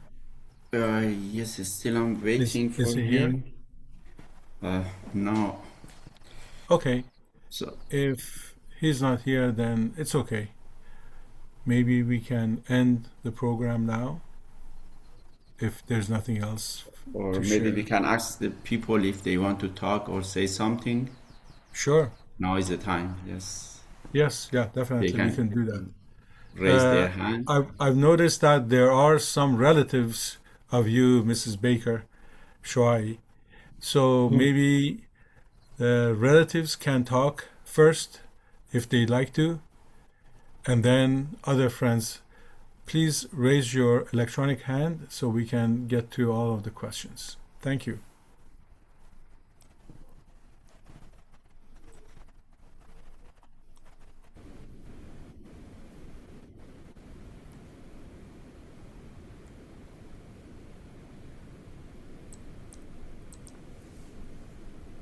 So if anyone has anything to say, any comments, please raise your hand so we can recognize who is. Okay, there, Mrs. Shahriari, please go ahead. Please unmute yourself. Allah. Thank you, Mrs. Shoaie, for that fascinating documentary, the talk. Dorothy has always been a role model for me in my life. And as often as I can, I share some of the stories with friends. If you're not tired, I was wondering if you could share that incident where she is to attend a conference. While she's driving, she has an accident and a piece of glass penetrates in her eye. And you share the rest of the story, please.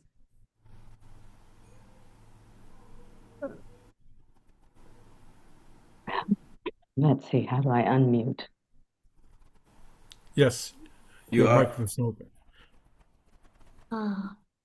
Please go ahead. Am Your I? microphone is open. Yes, Okay. we can hear you. Well, I'm not sure which story you're thinking of.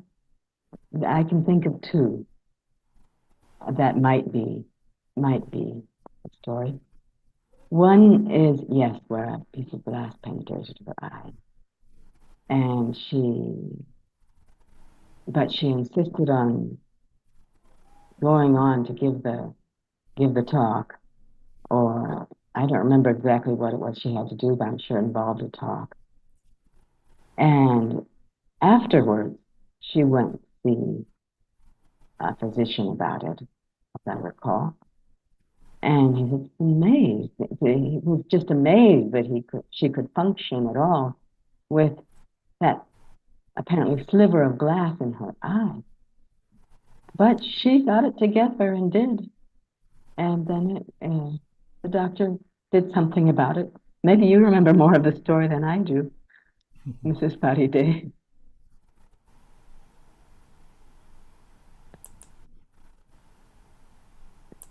But there's also another story of her driving and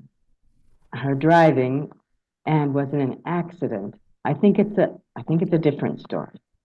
She was in an accident, and she was trying to get to she was on a trip giving speeches in several different places. And she was on her way driving, and she had an accident. As I recall, a truck came rumbling down the road, and she had to pull off into the mountainside so as not to go off the other side of the road. But she was hurt. She was hurt, and she opened the car door and was sitting in the car door bleeding. And I don't know if it was I don't think it was the truck driver. Somebody else came up and helped her and said, where did she need, asked her where he should take her. And she said that she had to go on, that she had to get to this place to give a talk. And he said, no way, no way. You have to go to a hospital. And he took her back. I don't remember, but I don't think that's the time that she had the sliver in her eye. But he took her back, and they got in contact with Frank and took care of her. And she was in the hospital for a while. And as soon as she could, she wanted to go back and get to those talks. And she did. She did.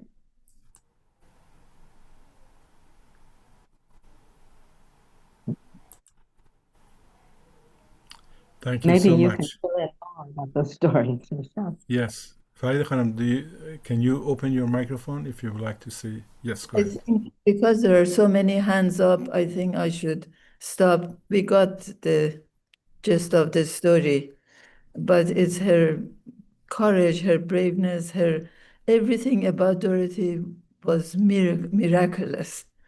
Yes. This in her eye that's invisible. They don't even know that there is an eye inside her eye, this glass inside her eye.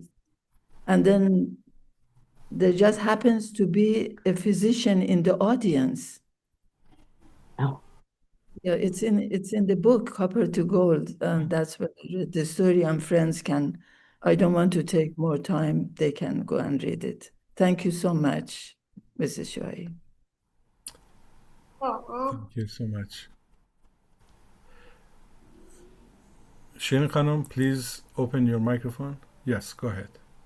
Aloha pa Crystal June. I used to live in Aloha, Cochabamba. Shirin. Yes, I remember you. With your father and mother, same community. They were Yeah. angels, both of them. They were like mother and father to everybody. And they helped me in so many challenging and successful situations and projects. And your father is a testimony to your grandmother's, Dorothy's, education of the children and everything else. He was a symbol of her way of life and dedication to the faith. So I'm so glad to see you so much. And best for you and your health. You know, Thank you. I'm sorry thank I'm you. not at my best today. Oh, don't worry. It's Thank you wonderful to so, see you kidding. thank you so much. Thank you. I live in California now, Oh, with my children and grandchildren. well, I have my children and Oh, grandchildren right here with me, too. Oh, yes, that's fantastic. Thank you. Thank you so much. Simin John, please unmute yourself. Go ahead.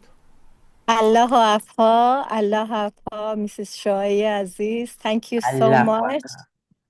Thank you so much for Thank you. wonderful recollection. I just wanted to say that we had the bounty of being in the same community with dear Dorothy Gilstrap. Oh, And yes, and the book that she wrote, I wanted to say that every line of it is teaching. So I recommend From Copper to Gold, which her mother, Luis Matthias, helped her to write. Mhm. It's a really complete teaching book and a way for each of us to teach the way that they taught. They sacrificed their lives for teaching. And I just wanted to say that. And thank you so much for this. Yes. It's a wonderful book. I do recommend it. And most of what I Yes. know about grandmother is from the book. Yes, and I have a sign by Dorothy, and unfortunately, she passed away last year. That was Yes, so she did. unfortunate at that. And she was as beautiful as her grandma and as you. You all are a beautiful family. Thank you so much. Thank you, Simin. Thank you, Simin John. Shoaie Khanum, please unmute yourself. Go ahead. Allah pa, Christian. Allah Pa. Nice to meet you. I'm so happy see you in the Zoom. Yeah, but you are wonderful woman. This is Women Days. Yeah. Oh, yes. Yes. Happy Women's Day to everyone. I so happy. I hug you. I kiss you too much. Ah, Yes. thank you, Shahin. Thank you. Thank you. Okay. See you. Thank you.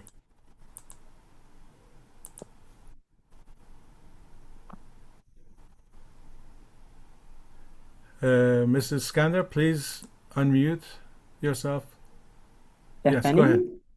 Yes, you are unmuted. Go ahead.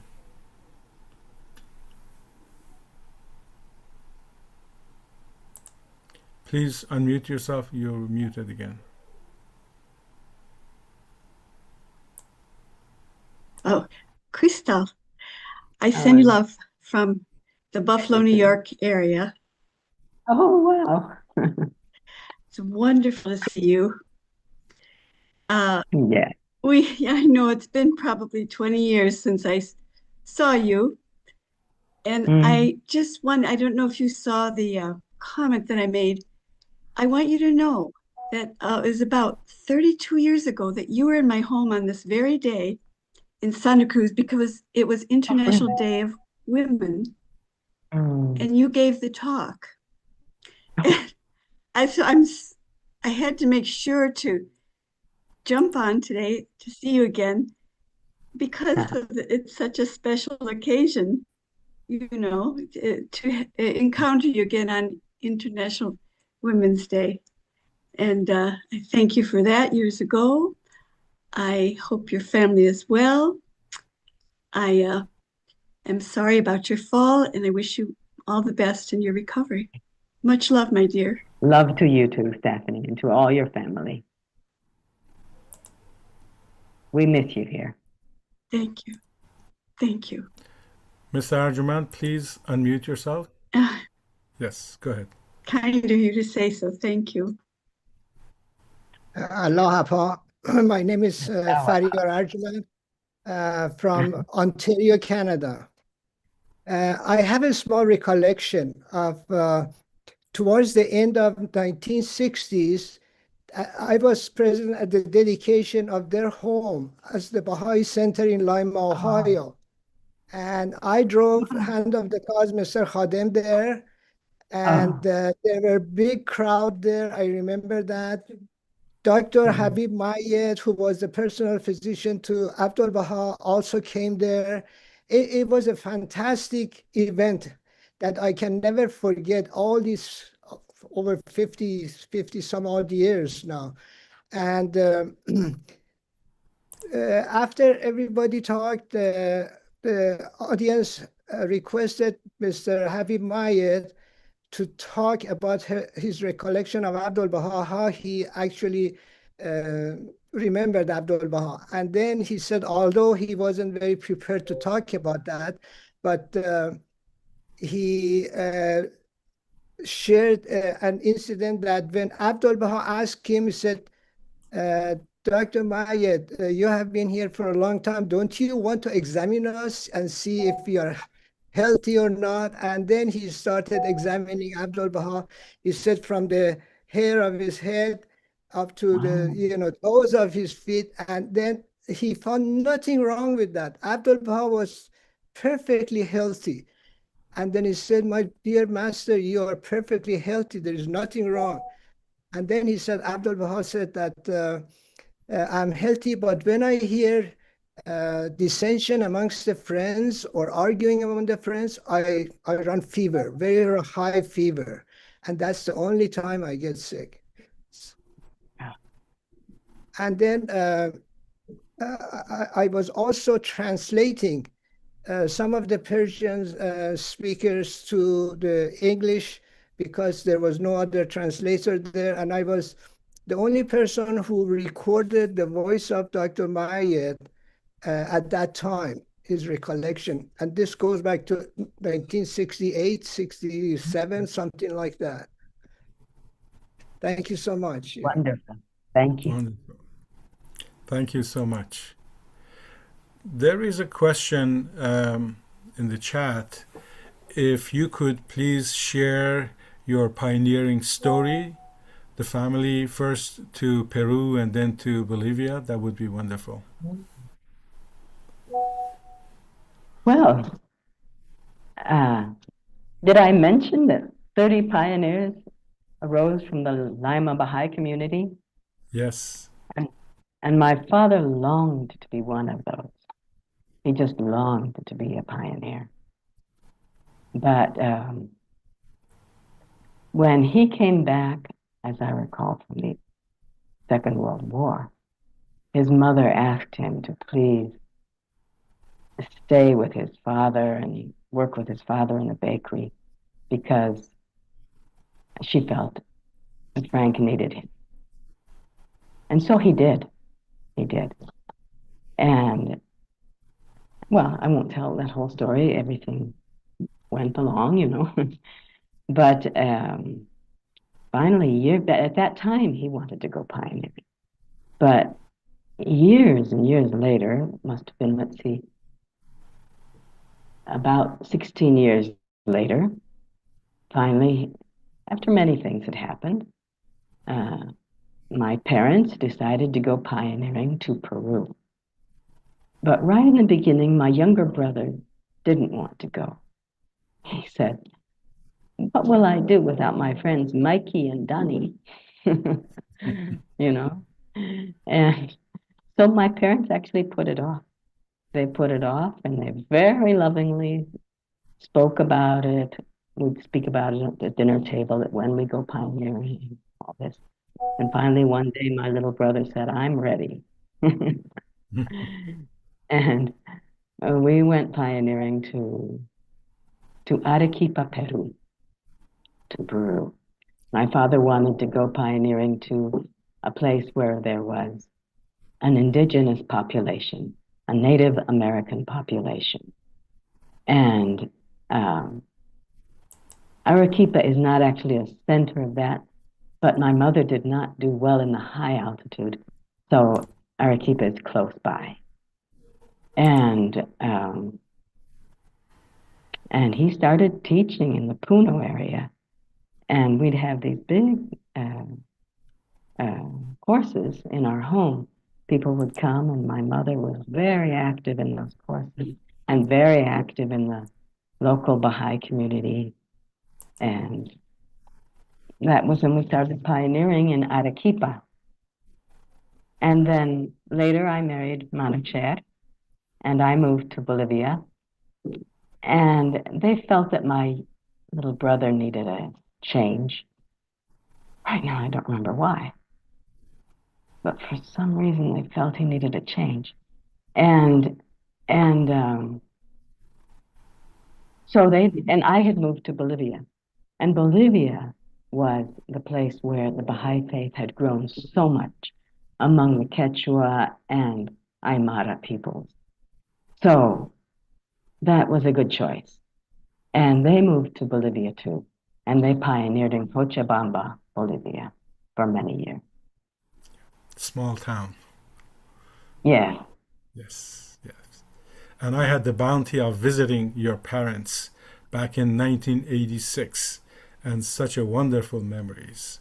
I'll never forget. And then we drove together to the radio station for the convention. There was a national convention then, and all the delegates came from all around Bolivia, through the mountains and valleys, and I had such a wonderful, unforgettable memory. Yes. And you came to Santa Cruz too, didn't you? Yes. After that, I went to Santa Cruz to go and visit University of Newark, and then that's where I met your husband, Mr. Shoaie. I remember. And he showed me around, and we had a great session together back then, and it was so wonderful, really wonderful. Yes. Yes. Well, thank you very much. Oh, thank you. Thank you. Please give our regards to all your family there. I will. Yes. I will. Yes. And I have I'm a not few who sure. are here living. Oh, okay. Wonderful, wonderful. Yes.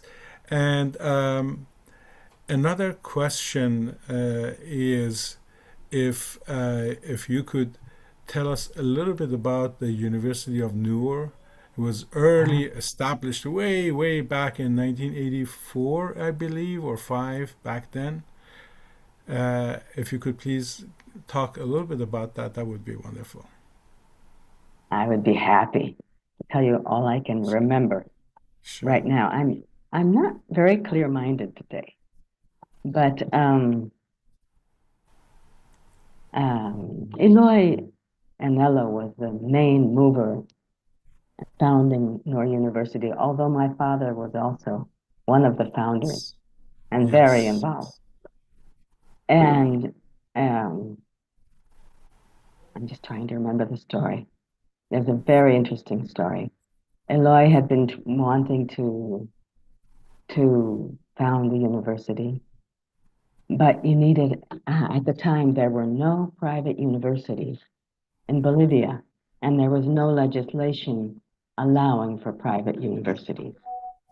Although there was a Catholic university, which was sort of half private, but it was like in a category of its own.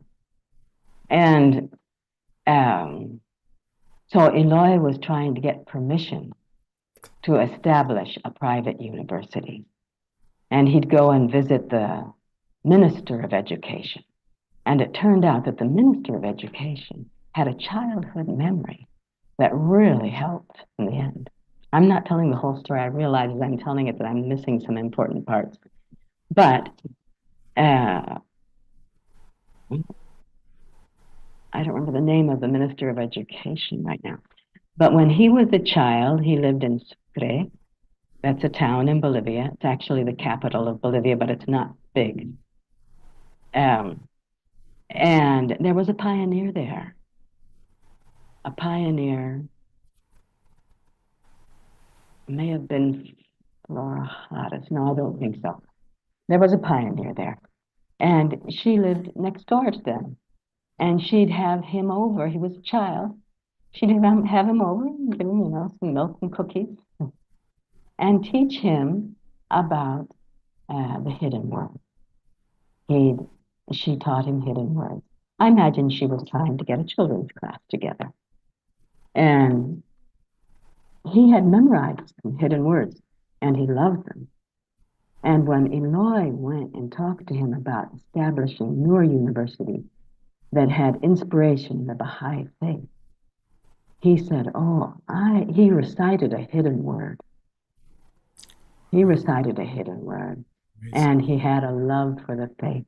But he said, but I can't approve it. I can't approve it because that would be my death politically.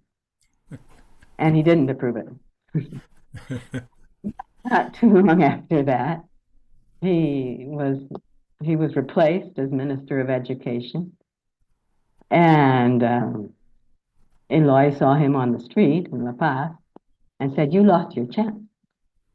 You lost your chance to make history. Well, history gave him another chance. He was reappointed Minister of Education. Wow. I'm not sure how much long later, but not too long, a few months later. And Eloy went and visited him and said, you have another chance. God has given you another chance. And he approved it. He approved it. And Noor University had its governmental decree signed by the president and all the ministers of state, giving it permission to begin.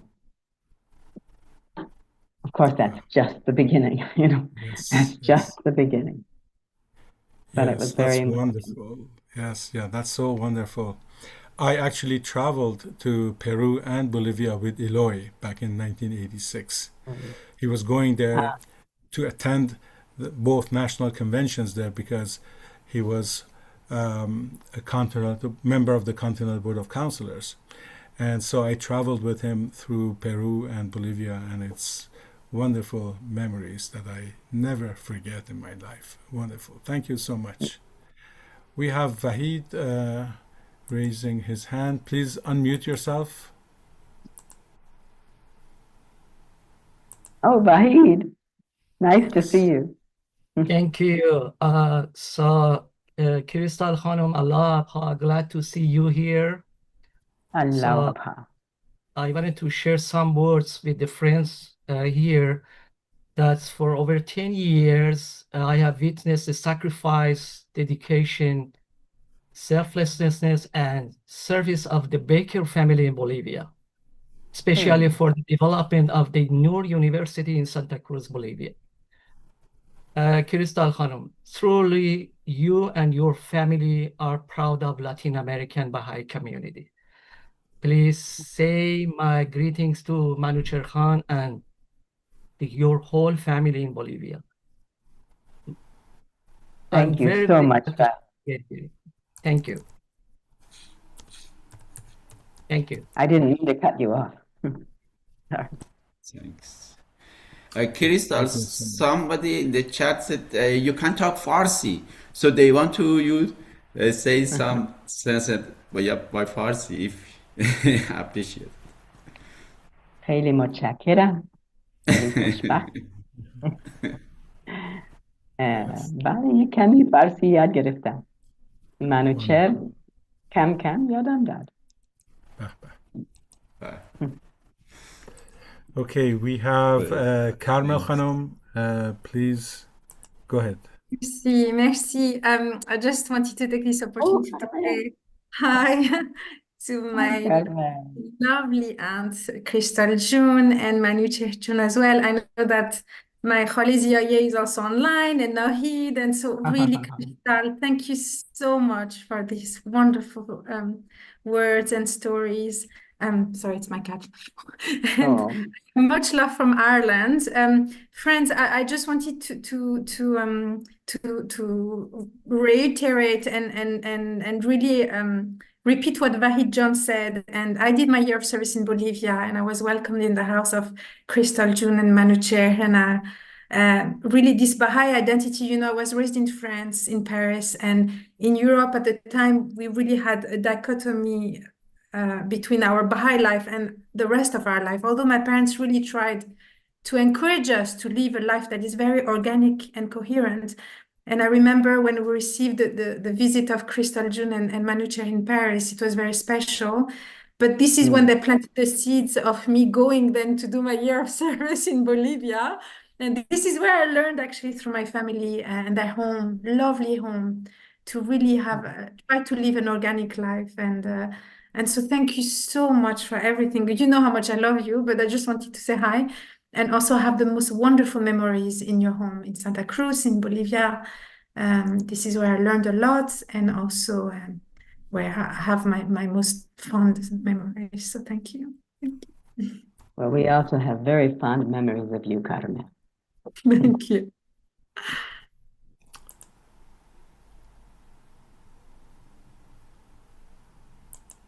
Please unmute yourself. Yes, go ahead. I'm Nadine Baker.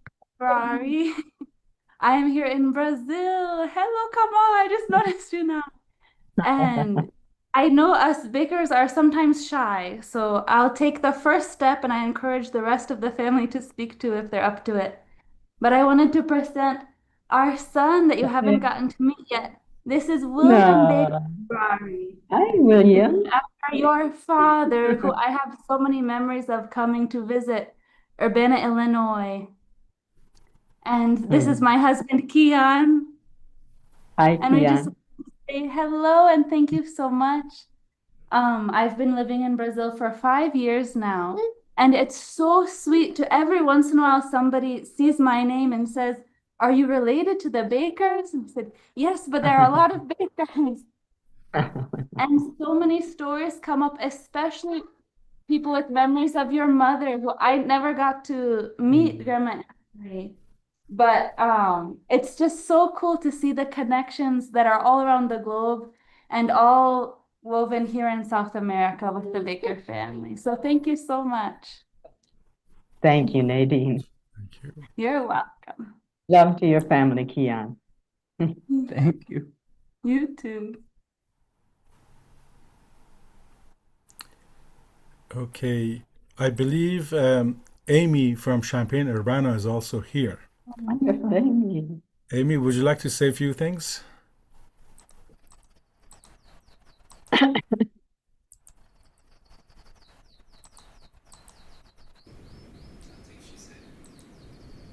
We aren't hearing you, If you Amy. like.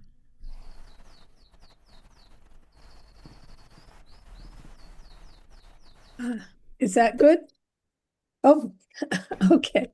Yes, Yes. it's so good to hear the stories from Chrissy. It brings back so many memories. I didn't know the Baker family until 1969 and visited when they were in Arequipa, Peru, when I was 19. Chrissy's older brother, Frank, and I were getting consent to marry. And so it was a really special time. I remember walking with Grampy Baker to the bakery every morning for fresh bread and hearing stories that he told. I loved that. So I don't have a lot to say. I remember Frank and Chrissy and Bobby when they were young, and we have 3 kids. Chrissy has 3 kids. We had 3 kids. Bobby had 1 child, right? And our kids are almost the same age, too. Okay. So it's very good to hear you. Very good to hear the stories. Wonderful to see you, Amy.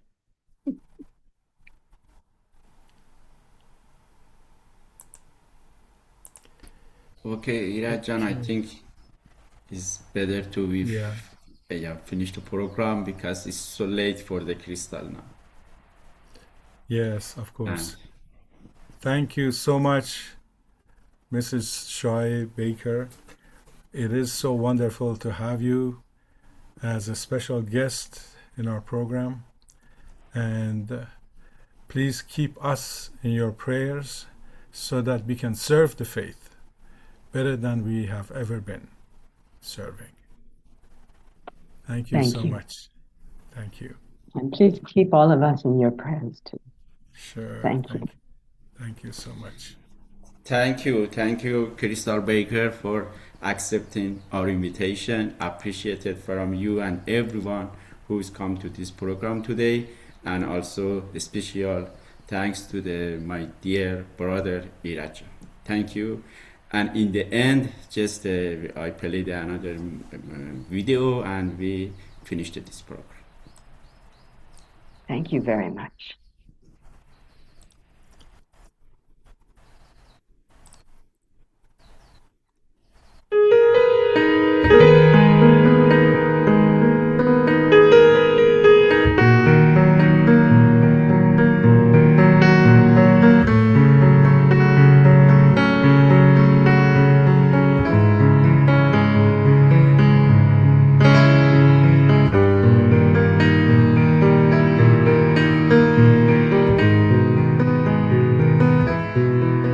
O thou kind Lord, thou hast created all humanity from the same stock.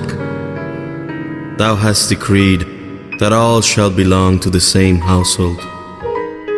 In thy holy presence, they're all thy servants, and all mankind are sheltered beneath thy tabernacle.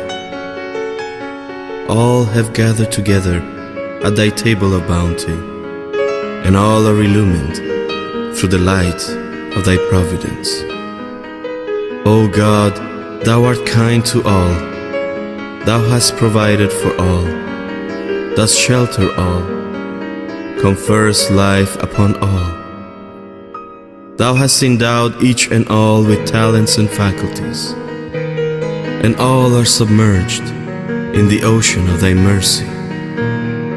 O thou kind Lord, unite all, let the religions agree, and make the nations one, so that they may see each other as one family, and the whole earth as one home.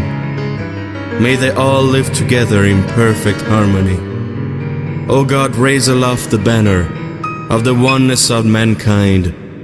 O God, establish the most great peace. Cement thou, O God, the hearts together. O thou kind Father God, gladden our hearts through the fragrance of thy love. Brighten our eyes through the light of thy guidance. Delight our ears with the melody of thy word, and shelter us all in the stronghold of thy providence. Thou art the mighty and powerful. Thou art the forgiving, who overlooketh the shortcomings of all mankind.